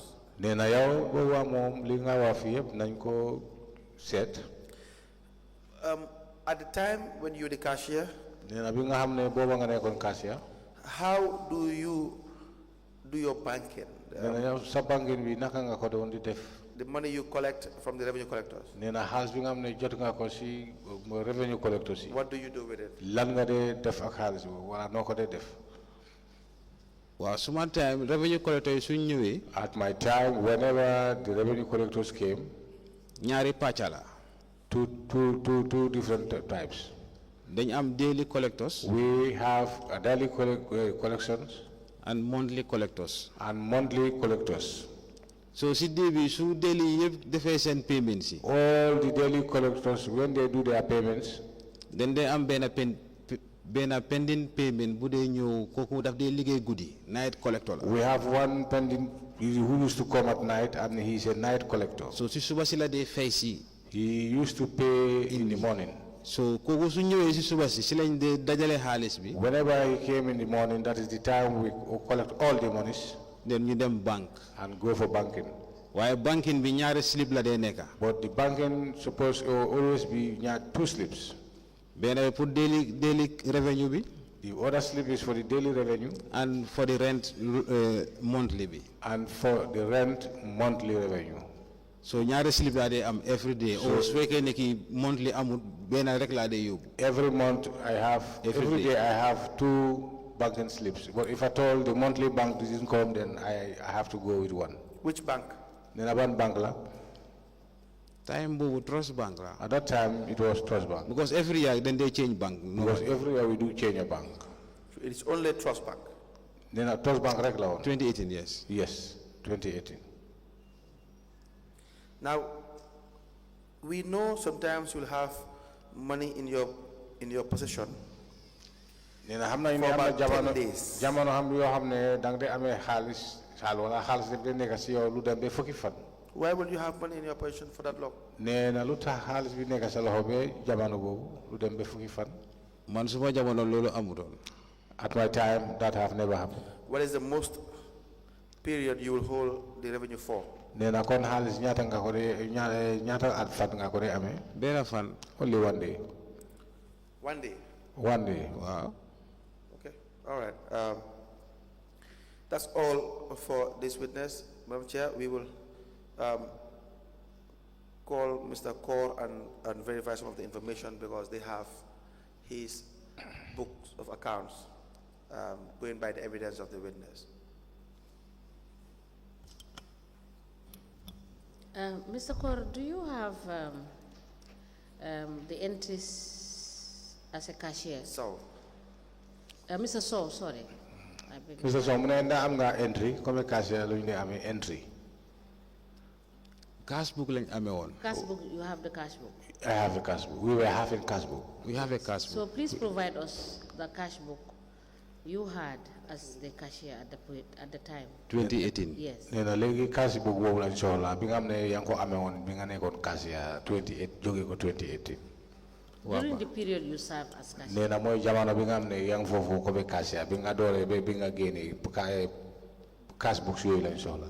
Madam Chair, the witness said he handed over the cash book. You interpret? Very well. Nee na yow moom lu mu ngi wax yow li nga waxoon fii de nee na yow wax nga ne sa cash book boobu noonu bi nga amee woon da nga ko daal di ko jox. Yeah, he handed over to Yasin. Yasin mi nga xam ne. To Umi Jang. Umi Jang instead of Yes, Yasin. Sorry, Umi Jang. And that he was suspended. Yeah. Na jamono boobu ñu daal di la suspend. And when he was suspended, he traveled to Qatar. Nee na bu ñu la suspendé si jamono boobu nga dal di tukki dem fu ñuy wax Qatar. Is that your evidence? Nee na ndax loolu mooy sa kaddu. Waa diir bu ma tukki ak Qatar dafa xala yàgga de because buñ ma suspended 2018 man maa ngi tukki 2021. It happens the time I was suspended and the time I traveled there was a long interval because I was suspended in 2018 and I traveled in 2021. Ba tey si suspension boobu laa nekk. And still date I am under that suspension. That's not the issue. We are saying from 2018 you no longer you hand it over. You said in your own evidence. Nee na lu mooy wax ni sa kaddu la bi nga xam ne yow sa bopp yaa ko wax ne ati 2018 boobu la ñu la suspend bu ñu la suspend si at boobu jamono boobu nga jël book bi xaanoo ko ki nga xam ne moom moo nekkoon di jël sa place muy Umi. Waaw xaanoo woon naa ko cash books. xaanoo woon naa ko GTRs ak suma bank slips yëpp. over the cash book GTR the pay slips. Thank you, Mr. Sowe, for the clarity. Thank you, Council. Thank you. Mr. Sowe, you're discharged, but we will let you know when your supposed to come back. nee na fu mu ne nii nañ la bàyyeegum And waaye thank you for coming. suñ la soxlaatee temps bi nga xam ne dañ lay soxla nañ la yëgal dégg nga. baax na jërëjëf jërëjëf sa ñëwaay bi. jërëjëf. Mr. Bojang, please call in the next witness. Very well.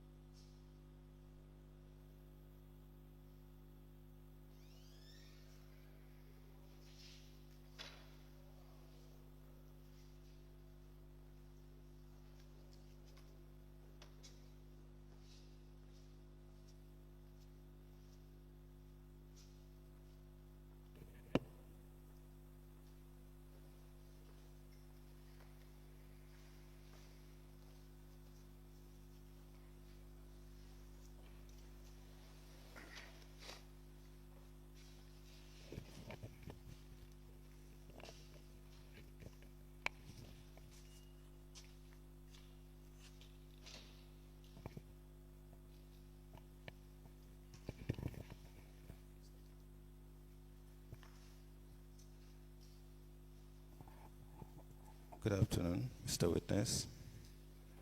Good afternoon, Mr. Witness. Can you speak into the mic, please? Can you speak into the mic? Welcome to this Commission of Inquiry into Local Government Councils and related matters. Mr. Witness, in which language do you wish to make your testimony? I'm not getting you. In which language do you wish to make your testimony? Wolof. In Wolof. Mr. Bojang, you can help him. Very well. Do you wish to swear by the Holy Quran or make an affirmation? nee na da nga bëgg a jël Quran bi nga waat wala da nga ekkati sa loxo nga waat. What do you want to do? Mr. Bojang, can you make that clear for him? What does he want yow to do? da ngaa dégg lu ñuy wax ma ne. No, it's not clear. ah. It's not clear with me. nee na jullit nga ne waaw. léegi mu ngi laa laajte ban option nga jël ndax da ngaa jël Quran bi nga téye ko nga waat wala da nga ekkati sa loxo nga waat. Very well, I'm ready to hold the Quran and take oath. Madam Witness, the witness wishes to swear by the Holy Quran. Hold the Holy Quran. téye ko sa Hold loxo. it. Come and stand here and then hold the Holy Quran. And then repeat after me. nee na lu may wax nga wax ko waxal man. Man. Mustapha A.B.E Sarr. Mustapha A.B.E Sarr. Mustapha A.B.E Sarr. Do swear that ma ngi waat ne. Dama waat ne. I'll speak the truth, naa wax dëgga. Dama wax dëgga. the whole truth, dëgga rek. Dëgga rek. and nothing but the truth. du ma wax dara lu dul dëgga. Wax lu dëgga. So help me God. suma diggante yàlla. So yàlla jàppale ma. Thank you. You may be kindly seated. Madam Chair, the witness is sworn. I have the honor to hand over the witness to for us to proceed.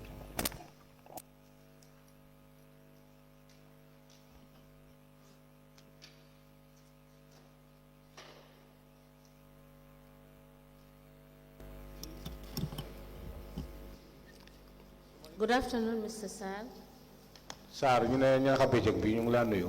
waaw maa ngi leen a fay. alhamdulilah am fine. You are welcome, Mr. Sarr. nee na ñu ngi laa ndokkale bisimilah si commission bi. jërëjëf jërëjëf alhamdulilah. Council, we may proceed.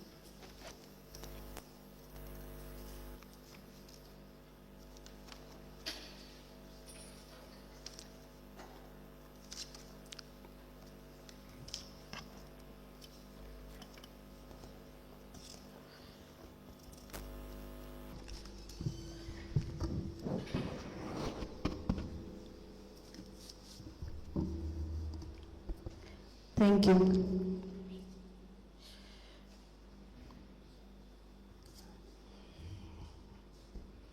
Good afternoon, Mr. Sarr. Sarr nee na naka bëccëg bi. alhamdulilah sant yàlla. am fine. Please state your full name. nee na sa tur ak sa sant. Mustapha A.B.E Sarr.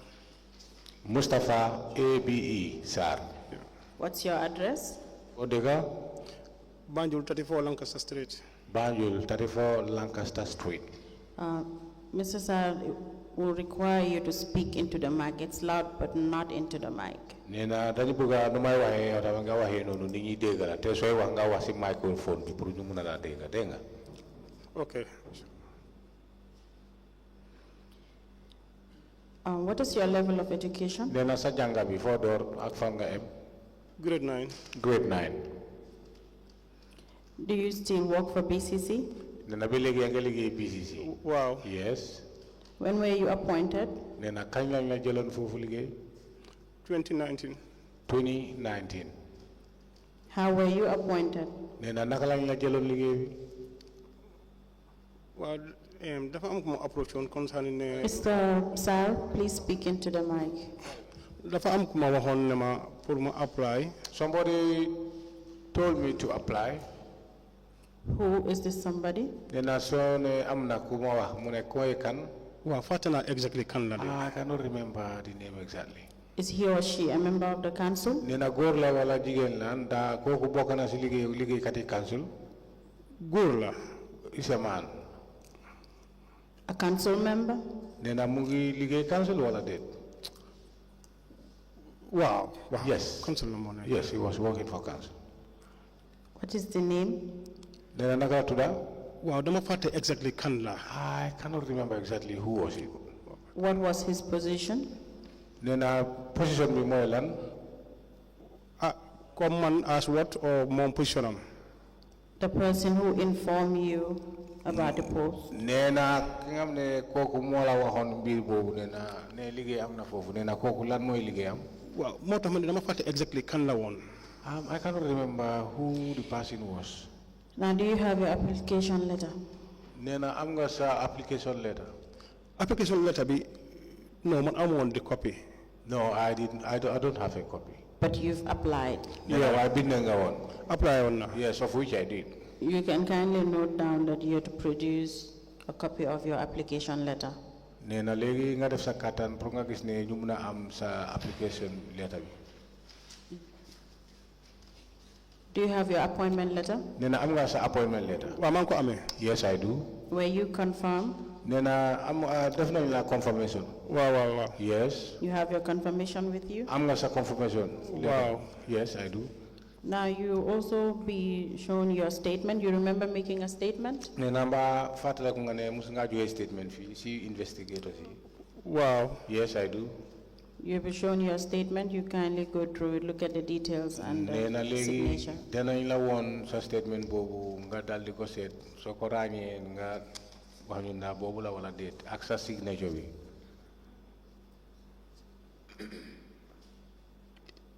Was that the statement you made with the investigators? Nena mbaa bi sa statement la woon bi nga xam ne joxe nga ko si investigators yi. Li ma laaj leerut ak man de. Mr. Sarr, was that the statement you made with the Nena investigators? bi daa sa statement la wala déet. Waaw moom lay gis ni. This was the one that was obtained This is my from statement you. from me. Yes, this is my statement. Please, let's have the appointment letter, the confirmation letter. Nena nañ am sa appointment ak confirmation letter. Confirmation letter, please.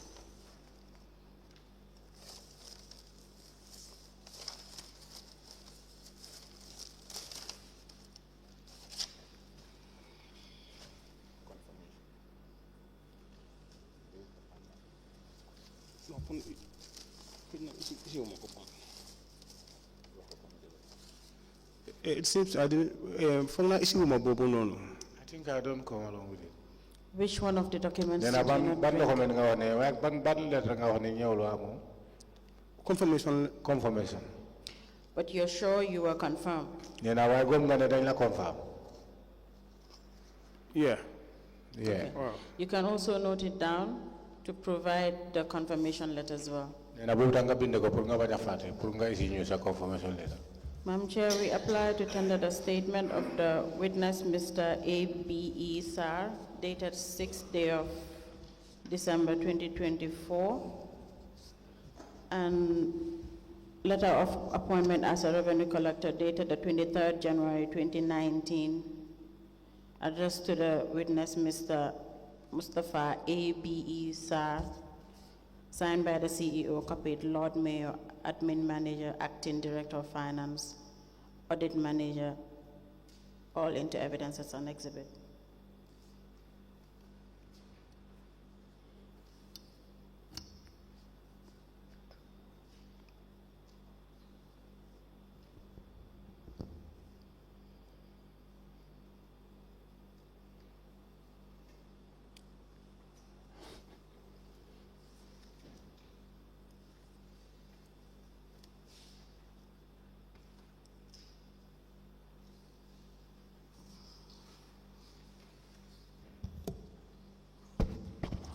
The statement of the witness dated the 6th of December 2024 and a letter dated the 23rd of January 2019 with reference to /BCC/P/18/S in brackets 163 addressed to Mustapha A.B.E Sarr, and it has the subject appointment as a revenue collector.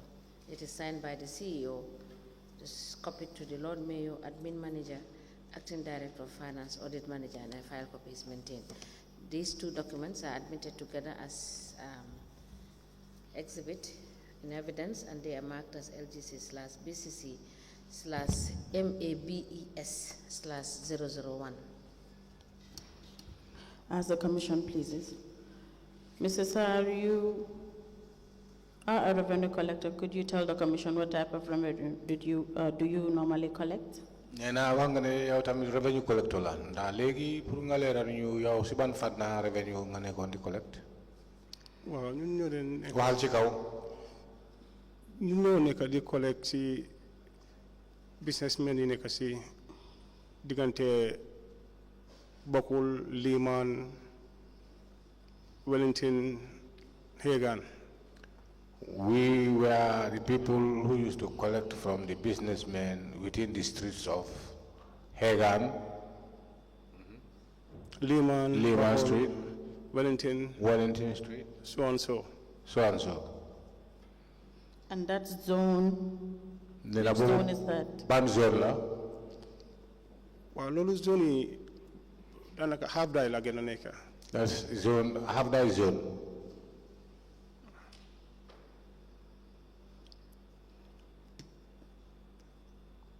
And how many of you were collecting trade license from that zone? Nena yan ñaata nga nekkon di collect trade license ci zone boobu. Waaw dañ ko defaral day hatch.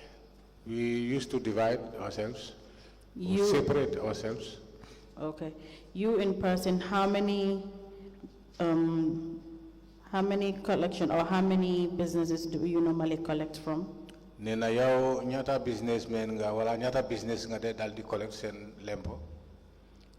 No, do you am number legi because the nekk open. Mr. Sarr, we did again. not have numbers, it's open. Mr. Sarr, again, please speak into the mic and louder. Nena nga wasi mic bi mu leer pour nga wax ci kaw tamit. Now, do you have the assessment for the business or the zone you personally collect in? Nena nda am nga assessment si place bi xamne wala ay bitik yo xamne yow fofu nga de jël lempo am nga assessment form. Wow, léegi du nekk ne comme dang de specialize si benn place. Yes, but it doesn't mean that we are specialized in one place. You rotate. Nena da ngeen de rotate. Dañ mën a rotate, wow. Yes, that's correct. Okay, how often do you go to internal audit for auditing? Nena kañ nga de dem auditing si internal audit? After your collection. Bi nga jotee collection ba pare wala bi nga jëlee lempo ba pare? Waaw ñun suñ collecté dañ de dem si auditing. Whenever we do collect, we go for auditing. And how often is this? Nena li mooy kañ ak kañ? Saa yoo amee collection rek. Anytime you have collected. Could it be every day or once a week or twice a week? Nena bés bu nekk la wala ñaar si semaine wala ñetta yoon si semaine. No, so collected normally so close na nga war a dem ñu audit la. Normally whenever you do collect and after collection when you close you are entitled to be audited. Okay. Do you have your cash book from 2019 to 2023? Nena am nga sa cash book jóge ko 2019 ba 2023. waaw maa ngi fi am ñaar because. Yes, I have two because yeneen ñaar yi gisuma ko. the other two, I don't see them. The other two what? There's nowhere to be found. I don't see them. Where did you put these two books? Nee na ñaar yooyu foo ko tegoon ñaari book yooyu. non da nga ko def faral day joxe. yow du nekk sa loxo. I used to give them whenever they are requested. Okay. So which of the cash books are you having right now? Nee na raa fu mu ne nii ñaata cash book yi nga amee kañ ak kañ bu kañ ak kañ. 2021 2022. 2021 2022. Where is your cash book for 2019 and 2020? Ana sa cash book 2019 2020. war naa nekk si office bi foofu. It must be in the office they are in. Who did you give it to? Nee na foo ko si kan nga ko joxoon. cash books yi dañ dee rotate. The cash book do rotate. Yes, but you will still know where it is at. Nee na waaye ba léegi mun nga xam si kan la nekk. waaw because daf doon mun a nekk accounts. It could be in accounts. But if you made a payment and you have to be receipted, you will know where to locate your cash book. Nee na waaye soo defee fay ñu jox la receipt yow xam nga fi ngay gis sa cash book bi. waaw léegi-léegi da ngaa dem fii doo ko fa fekka. nga dem feneen sometimes you cannot find it there and doo ko fekka. So how did you get your 2021 and 2022 books? Nee na léegi 2021 ak 2022 boobu noo ko gisee wala noo ko amee woon. waaw dama am ku ma laaj foofu noonu ma ne ko ma ne dama soxla sama books yi because dañ ma ko laaj. Who did you ask? I asked someone and I said to him that please can I be able to have access to my books because I was asked for it. Nee na kan nga laajte woon. Keba la. One Keba. Keba what? Keba naka. No, how much santam na. I don't know his surname. Which department is he at? Nee na Keba ban department la nekk. Accounts. Accounts. Okay. Now, what can you say about this 2019 and 2020 cash book? Nee na léegi la am pour wax wala la am pour wax si 2019 2020 cash book. Because I believe it's in council. Nee na te gom nañ ne mu ngi si council. waaw fa la ma war a nekk. Yes, it must be there. And you have to produce it. Nee na te war nga leen isi fii. Inshallah. Do you understand? Nee na leer na. waaw waaw waaw. Yes. Go to every possible place that it should be, since you said there is no specific custody for these books. Nee na ba comme yow soo fa wax nga ne amul benn place bi ngay wax ne fale lañ la nekka. Nee na léegi lu war mooy da nga dem def sa kattan ba mun a xam si kan la nekka pour nga jot ko. And go to every possible department to make sure you get these books. You have to provide them to the commission. Nee na mooy pour nga dugg di génn ba département si yëpp ba mun a gis ne book yooyu teg nga salo si yoon pour nga isi ko si commission bi fii. waaw baax na inshallah. That's good, I'll do that. Okay, before we even move from that, when you understand that the book is nowhere to be seen, as you stated, did you complain to anyone? Nee na balaa ñu romba foofu dafa bëgg nga leeral bi nga demee gisuloo ñaari book yooyu nee na ndax am nga fi nga dem nga wax ko yëgal ko ne waaye book yooyu gisuma leen. déedéet jotuma koo complain. No, I did not make a complaint. And since when was this? Nee na depuis kañ. mooy bi ma gars yi ooyee fii nii. Now this is the time when I was called here in. by the security. At the security. And this is in 2024? Nee na lii mooy daaw 2024. dégguma la. Daaw 2024. waaw bu ma ooyee. That's correct, yes, when I was called. From 2019, 2020, you did not look for your books? Nee na 2019 2020 booba nekkuloon di seet wala seetloon sa books. Until 2024? Ba ati 2024. waaw because gars yi dañ ko dee amee foofu noonu. Yes, they used to have them there. Okay, you can note it down. The book you need to provide the books. Okay. Nee na nga bind ko pour nga bañ a fàtte ne book yooyu tamit cash books yooyu da nga dafa war a ñëw da nga leen war a isi.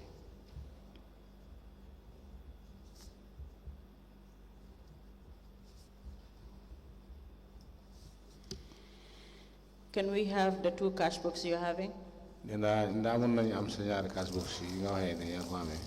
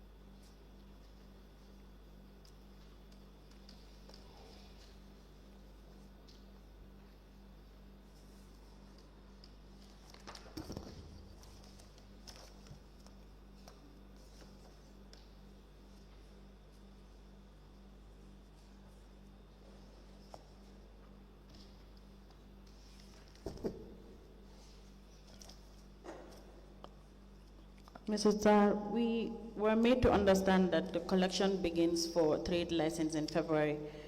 Your 2021 book starts in March. Do you have an explanation to that? Nena ñun lu ñu xam mooy trade license mi ngeen dooree commencé weeri February la nee na waaye yow sa book bi fu mu woonee mooy March la door nee na ndax am nga lu ñu bëgg a leeral si loolu. waaw mënuma fàttaliku exactly sax mu door March waaye li ma mun a wax mooy ñaareel suñ dee door liggéey dafa am ñu dee njëkk a door soo xëj na mun na am xëj na teeluma door mu nekkal loolu. I don't know exactly, and I can't remember exactly at what time or which month I started. But before, when they give you the work, before you start, you need to do something. But I can't tell exactly when did I start recording. Yes, I am telling you, started recording in March. Nena legi mungla wa ne March 21 nga door di ko record. Mungla yegal lolo. Wow. Yes. Why? Nena lota? Mom la wax man xëj na am na ñu ma njëkk a door January, February, so suma dooree March time boobu lay door liggéey. As I said, maybe some people started before me because I may start work at March. In 2021, you start work in March. Nena at 2021, March nga dooron di liggéey. In February, you were not working? Nena where February nekkuloon di liggéey wala? Waaw ñun suñ liggéey bi. Our work. Dang dee mën a xaar bañ la demal si field bi. You need to wait until you go to the field. And after yow nga soog a toppa tànk yooyu noonu. So that you can follow them and learn the know-how or how to do it. I beg your pardon, what? Nena loo waxoon. dégguma la de. mu ne li nga wax laa bëgg nga waxaat ko. mu ne dañ la dee jiitu si field bi defal la invoice. They will first go to make the invoice. Then after yow nga soog a toppa seen tànk yi. When after they prepare the invoice, then you follow them to start your collection. Okay. Madam Chair, we apply to tender the witness cash book Mustapha A.B.E Sarr for the year 2021 and 2022 into evidence as an exhibit.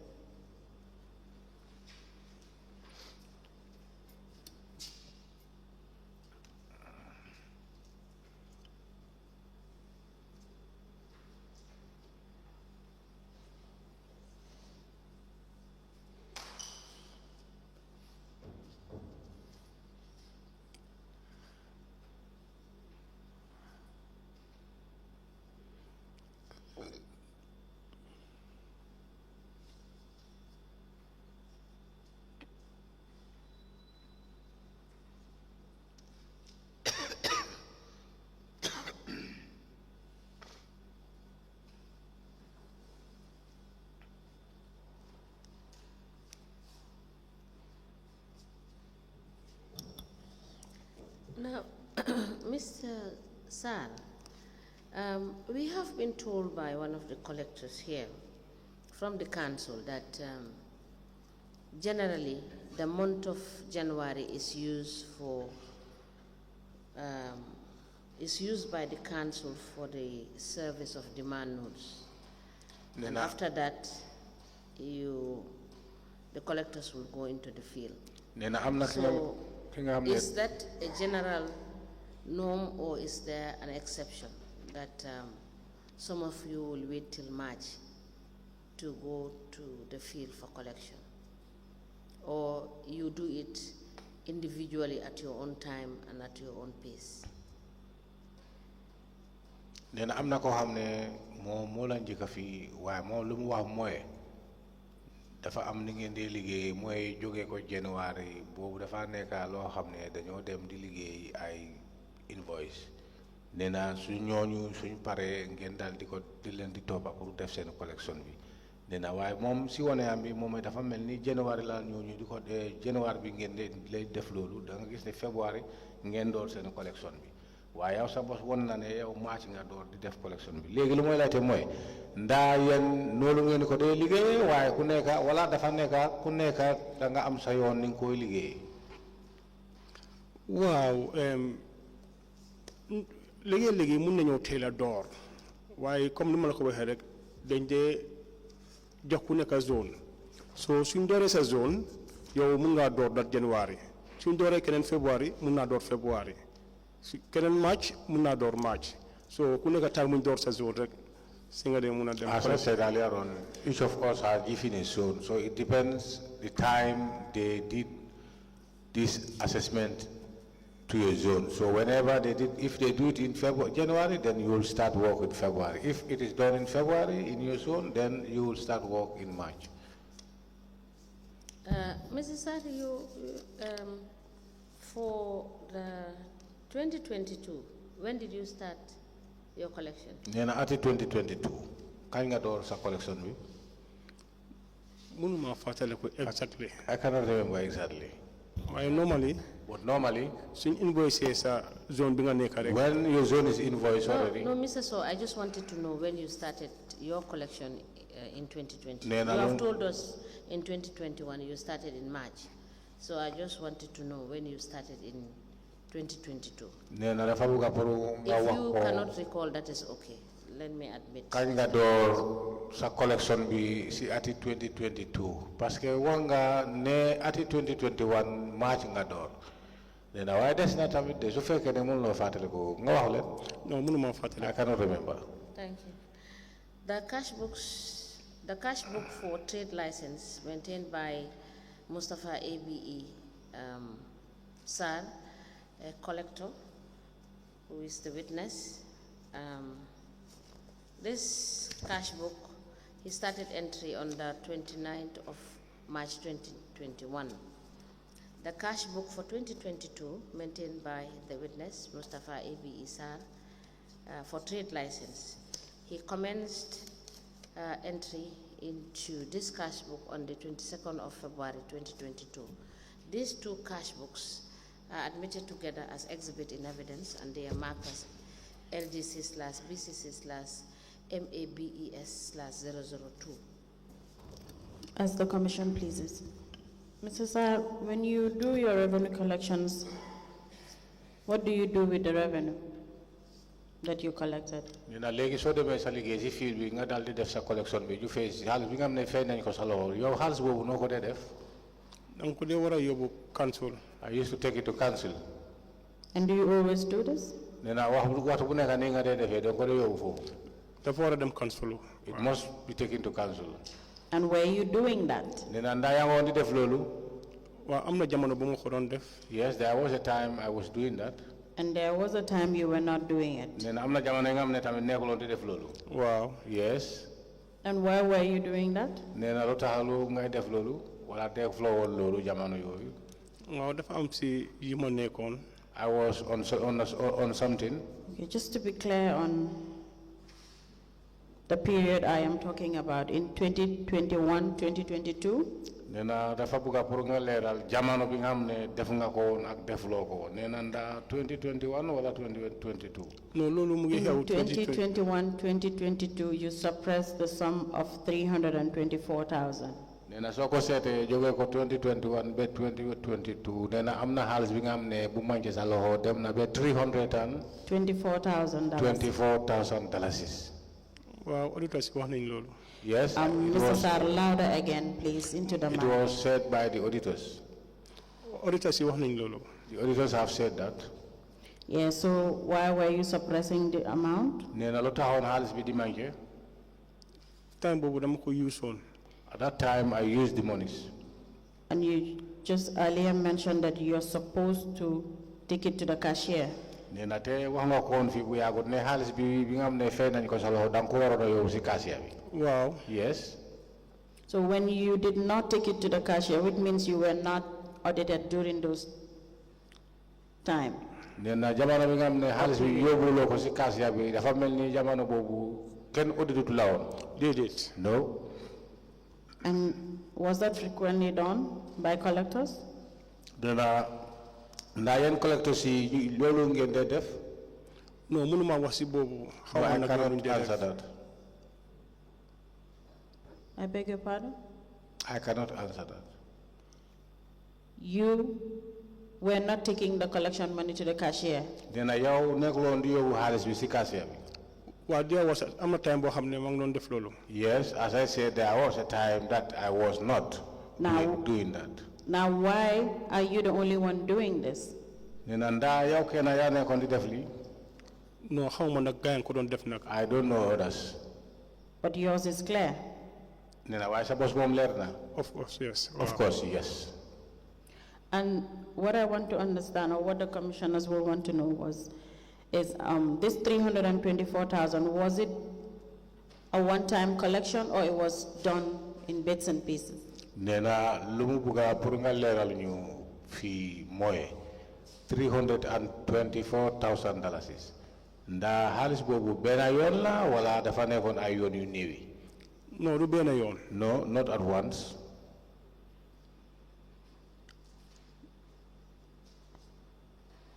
It's an accumulation of different times. Nena dafa mel ni ay jamono yu bokkut. Wow. Yes.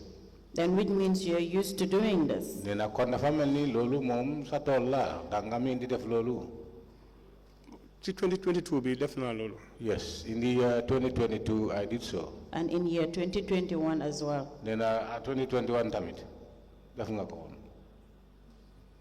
I don't think I did that in 2021. Yes, it's in 2021, 2022. Mune waaw depuis 2021 be 2022.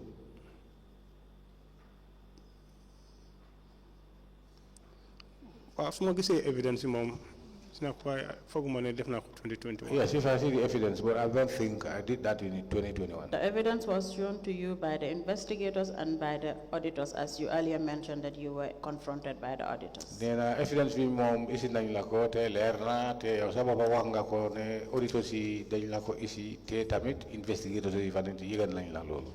Wow, man auditors yi bu ñëwee. Yes, when the auditors came, man 240 la xamoon ne moom la. I knew at the time it's 240. Then bu ma ko bëggee man ko doon laaj waaje ne ko naka la nekkee 324. I was asking him how does it come to this amount 324.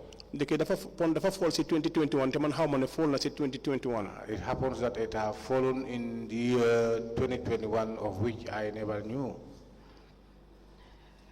Mr. Sarr, you will not know the actual amount because you're fond of doing or suppressing cards or using it for your personal stuff. Nena do mëna xam jég bi fu mu tollu parce que loo xam ne yoon bi nga miin la léeg-léeg nga tiba ca waxal fale nga tiba ca waxal fale doo mëna xam ñaata la te doo mëna xam naka la woon. Wow, no, maa ngi doon note down. Yes, I was noting it down. Now, what did you use this money for? Nena xaalis bi foo ko dugal. Dama amoon ay soxla yu taxawoon. I have different some soxla. emergencies issues that were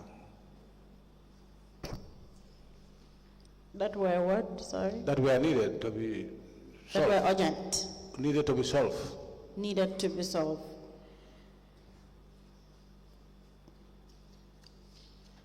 Mr. Sarr, on whose permission did you use these funds? Nena si ndigal kan mo la joon ndigal pour nga mëna doxal xaalis bi. Kenn joxuma ko. None. Nobody. And you know that was wrong. Nena te yow sa boppa yëg nga ne lii du yoon àndut ak mbir mi. Dégguma la. Nena yow sa boppa xam nga woon ne li nga nekkoon di def du yoon jubut. Dëgg la. Yes, that's true. Now, did you pay this 324,000? Nena laajte bi léegi mooy xaalis boobu mooy 324,000 ndax fay nga ko woon.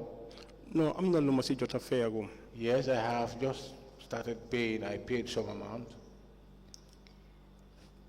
You took this money, 324,000 from year 2021, 2022. Nena xaalis bi nga xam ne dem na ba 324,000 nena jël nga ko si ati 2021 ak ati 2022 si ñaari at yooyu. Up to the time, the 6th of December 2024. Nena ba December bu mu amee juróom benn fan 2024 mooy daaw. You still haven't paid the 324,000. Nena ba daaw kero xaalis bi nga xam ne booy 324,000 fayloo ko woon. So far, how much did you pay out of this 324,000? Léegi wax nga ne am nga li nga door di fay nena léegi ñaata nga fay si xaalis bi nga xam ne boobu nga amee wi. dem na be 324,000 yow ñaata nga fay ci boobu wala ñaata nga dugal 25,000. 25,000 On whose agreement? nee na si yaakana waxtaan be mu nangu pour nga fay loolu waaw wala kan moo la joon digal pour nga fay 24,000 bi 25,000 dama dem si CEO bi. I went to the CEO. Present CEO bi. This is the present CEO. ma ne ko man dama bëggoon a fay xaalis bi. And I said to him that I want to pay these monies. mu ne ma waa baax na. He agreed to say yes, that's good. Mr. Sarr, before mentioning that, nee na bala nga aga foofu you personally went to the CEO to tell him you want to pay the money, but council did not ask you to pay the money. nee na yow sa boppa yaa jóg nga dem si CEO bi daal di ko yëgal ne sa ine mooy pour fay xaalis bi nee na waaye council ñoom wax na pour nga delloo xaalis jàmbur. council bindoon nañ ma pour affaire yi fay xaalis bi. Yes, I was written by council about the payment of these said monies. Do you have the letter? nee na yaa ngi amee letter boobu. dama ko misplace. I misplaced the said letter. Now you can note it down. You can go back to council and get a copy of that letter. nee na binde ko soo demee nga daal di delloo si council soo leen waxee ñoom dinañ la jox copie bi nga isi wale ko.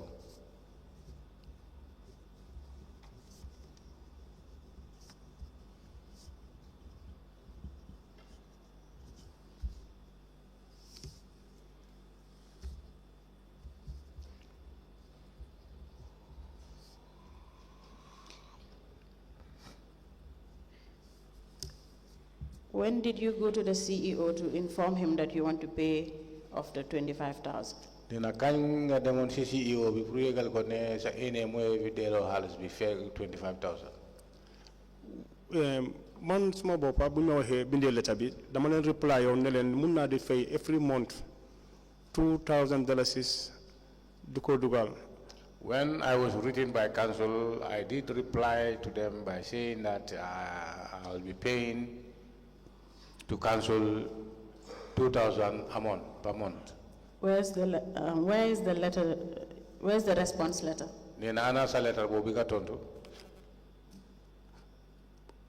Give me a copy bi. I don't see the copy. I was having it, but I know I don't see it. But possibly I'm having it. You can also note that down. And you provide that letter as well.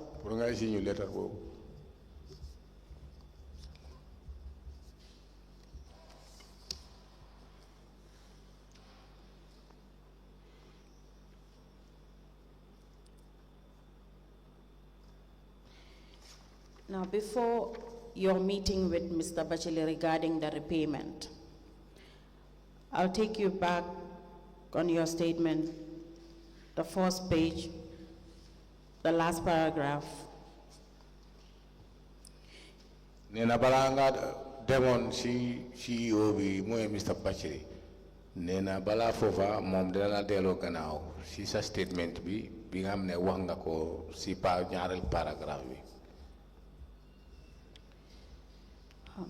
Mr. Sarr, before I read that out to you, can you read and all right? Nena bala mo jangal la lolu daf lay laajte nda kayit suñu la bindé ñu jox la ko mën nga ko jàng. Mën na ko téye. Can you read? Yeah, wow. Yes. Okay, you were giving your statement. You can kindly go to first page, last paragraph. Legi dinañ la jox sa statement nga dem si kayit bu njëkk bi si last paragraph bu fa nekk. Line 3. Mooy line 3.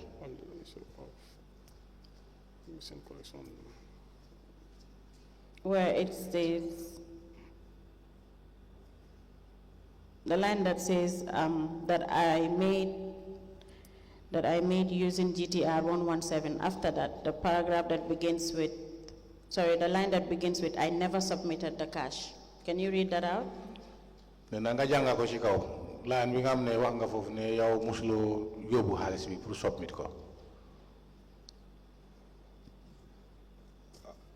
I never submitted the cash collected. Yeah. You can read, please.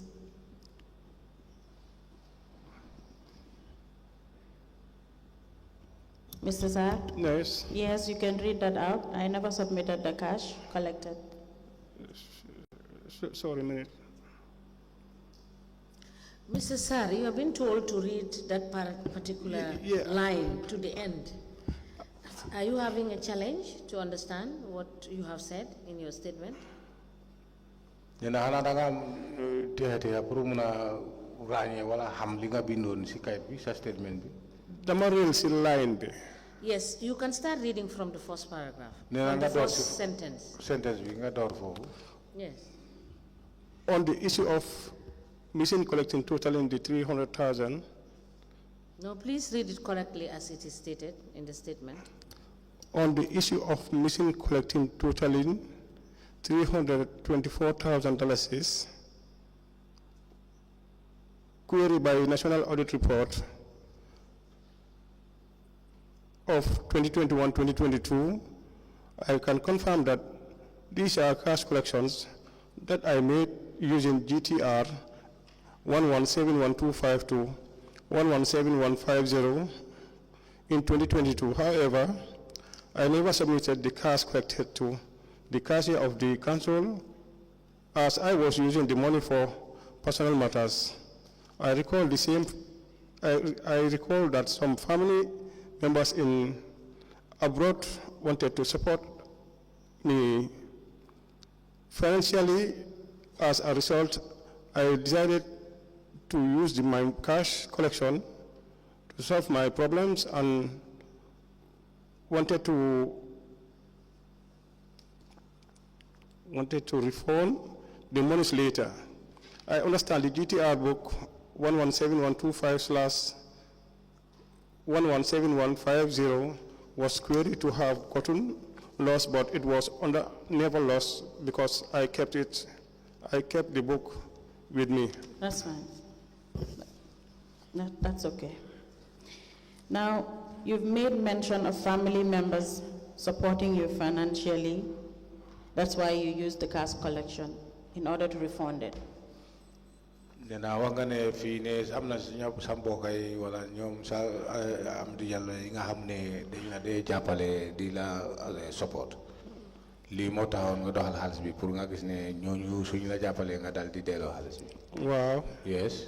So is that what you do all the time? You use the cash you collected when your relatives send you money, then you refund them the monies that you use? Nena kon dafa melni lolu yoon la bi nga xamne min nga ko toujours so amé lempo dang day jël xaliss lempo di ko lekka wala di ko duggal sa soxla pour sa mbokay suñu la yónnee xaliss nga dal di ko délo. Wow. Yes. Okay. Now we can move to where you were explaining that you approached the current CEO, Mr. Bachili, regarding the repayment.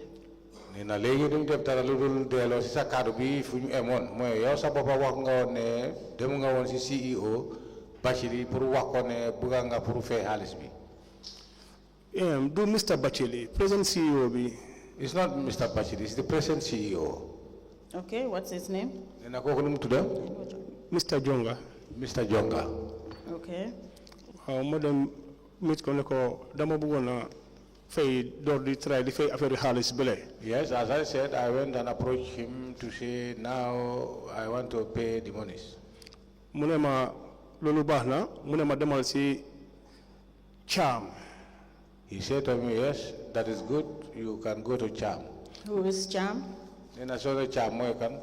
Cham fana moy won acting finance. I think he was the acting finance director.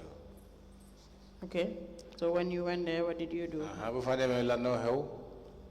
Then ma ko Cham ne ko CEO bi la waxal le pour affaire payment bi ni affaire xaliss bi. I then said to him that I was talking to CEO and I informed him of my readiness to pay the monies. Okay, now how did you pay this 25,000? Was it based on your first proposal as to 2,000 deduction from your salary, or this was a one-time payment? Nena legi xaliss bobu bi nga wane dugal nga ko lu dembe ñaari fukk ak juroom junni nena halis bobu noko fe won nda 2000 binga bunga wa binga wa ene dan ko fe halis bu ne wer bu neka nda halis bi dan ko am 25000 bi rek ci bena waxtu nga ñew fe ko waaw man ma amoon sama 20000. Yes, I had $20,000. Then ma amaat benen 5000. After I had another 5,000, ma dama deposit. I went and make a deposit. Where did you deposit this one, 25,000? 25,000 before the deposit. Account number bu ma Cham joxoon. The account number that was given to me by Mr. Cham. Before you leave, you can give the account number to the registrar of the commission. Then bala nga jowe fi nga def sa katan nga jo Mr. Kamara account number bi denga. But do you have the receipts with you? Nena sa receipt yo yang ko amé. Payment receipts. Yes, Payment for the receipts. 20 and for the 5. Mo 25,000 bobu 20 ak 5 bi nda am nga yang am receipt ami. Man ko amé? Yes, I do. You have them here with you? Nena yang ko amé fi wala? Man ko amé waaw. Yes, I do. Can you please provide the receipts? Nena nañ ko set ana receipt yo.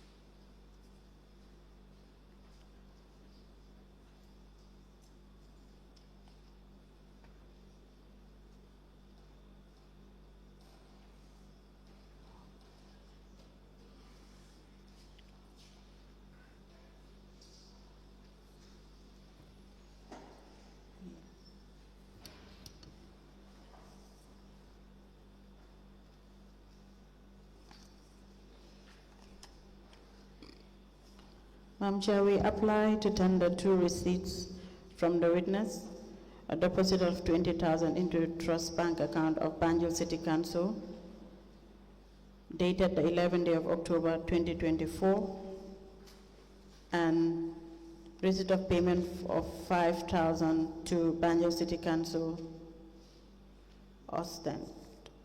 Okay. Banjul City Council account, dated the 24th day of October 2024, into evidence as an exhibit.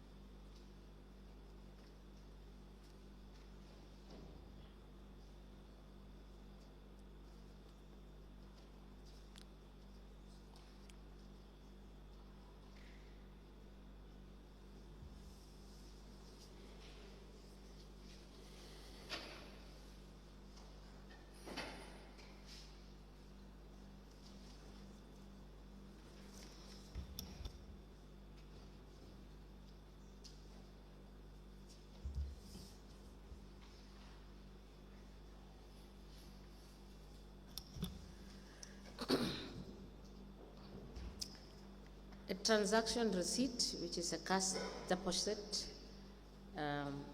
into Trust Bank. The account name is Banjul City Council Ostend, and the amount is 20,000. This is dated the 11th of October 2024.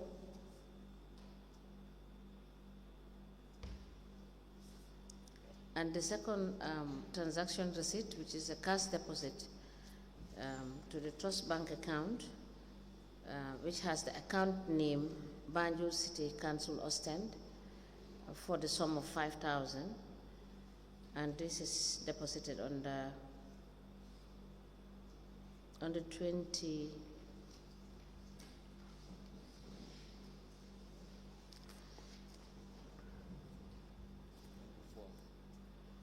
On the 24th of October 2024. These 2 receipts are admitted in evidence together as exhibit, and they are marked as LGC/BCC/MABES/003. Ask the Commission, please. Mr. Sarr, have you ever applied for leave of absence? Mr. Bojang, please. Yes, please. Let me repeat the question. Mr. Sarr, have you ever applied for leave of absence?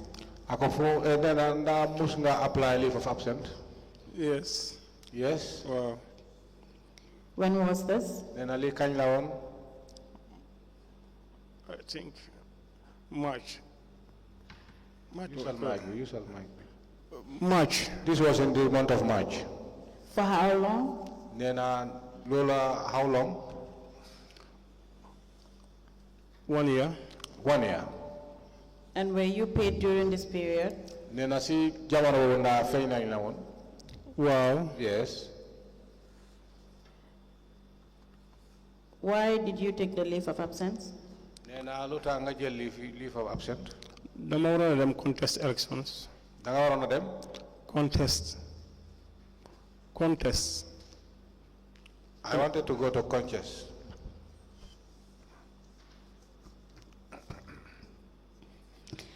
Mr. Sarr, can you please repeat what you just said? Nena pour nga leral lo waxon. Dama waroon dem election. Contest. I wanted to go to contest an election. Thank you. And for this 1 year period, you've been paid for leave of absence with full salary? Nena bi la ko fay nda dañ la ko fay full salary? Did it? No. How were you paid? Naka lañ la fay won? 6 months or 7. 6 or 7.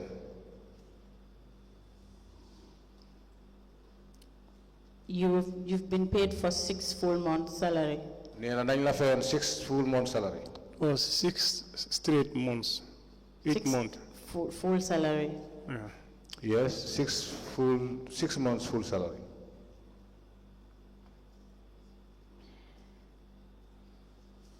And when did you resume work? Nena kañ nga delo ci liggéey bi?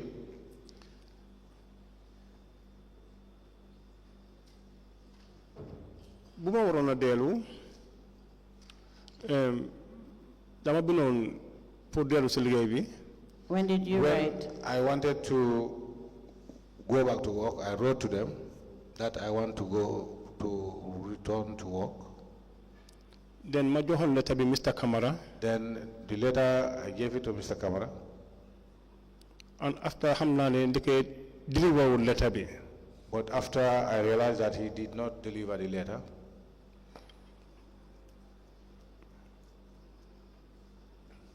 But you have it in your statement that after 2 months, after 2 months of the leave, while you continue receiving your full salary, that's when your manager, Mr. Pamonundao, suggested that you should write to the management. Nena wa sisa statement bi li nga wax fofu ne bi nga jëlé leave bo be paré dem na be ñaari wër ya nga jot salaire bi waye ki mu dal di la binda nena war nga binda management pour ñu yegg lu xew. Did dafa advise ne ma boy yaa ngi jël leave 1 year. He advised me to say, boy, you have taken leave for 1 year. Léegi li doon nekk passé na. And the work you were doing that is over. Then mun nga bilaat nga ñëwaat door ta liggéey moo gën nga toog. And you can ride back to come to work. It's better than you staying like that. Now, when did you resume working at council? Nena kañ nga delloo liggéey bi ci council? Waaw man dama foogoon na dama toog noonu ndekete lettre bi demut. Mr. Kamara Mr. Sowe, Mr. Sarr, answer the question. When did you resume back to work at the council? Then you will explain later what you did. But answer, when did you return? Up to now, I don't return to work. Now, which year did you take this leave of absence? Ban at nga jëloon leave of absence? 2023. This was 2023. For whole of 2023? Nena at 2023 liggéeylo. 2023 now. No. Till date. Till date. All right, so just to reconfirm, were you receiving your full salary from January 1st to January 31st, December 2023? Nena legi pour leral wax bi moy 2023 joge ko January 1st be December 31st ya nga di jël salary. January 2023, wow. Yes. So it is incorrect when you said you had your full salary for just 6 months. Nena kon li nga wax dolu taxawut wala lolu amut bi nga waxe ne fi yow juroom ben weer rek la nga fay salary. Understand my question bobu non. I don't understand the question. No, but let me just repeat myself. For you to reconfirm. Understand. I have asked you whether you have been receiving your full salary from January 1st, 2023 to December 31st, 2023. Nena lumla laite legi bu yagut mu ne ati 2023 joge ko January bu amé ben fan bekero bu at bi je December bu mu amé fanwer fan ak bena nena kon at bobu nonu ya ngi di jël salary. Wow. Is that what you said? Yes. Wow. Thank you. Yes. Council. Madam Chair. Yes. I guess it's a convenient point to stop. I've been alerted by the controller that it's time for break. So, Mr. Sarr, we will continue when we come back after the break. Nena fila nyota hongum wa nañ delo wat suñ paré su break bi je. We may rise.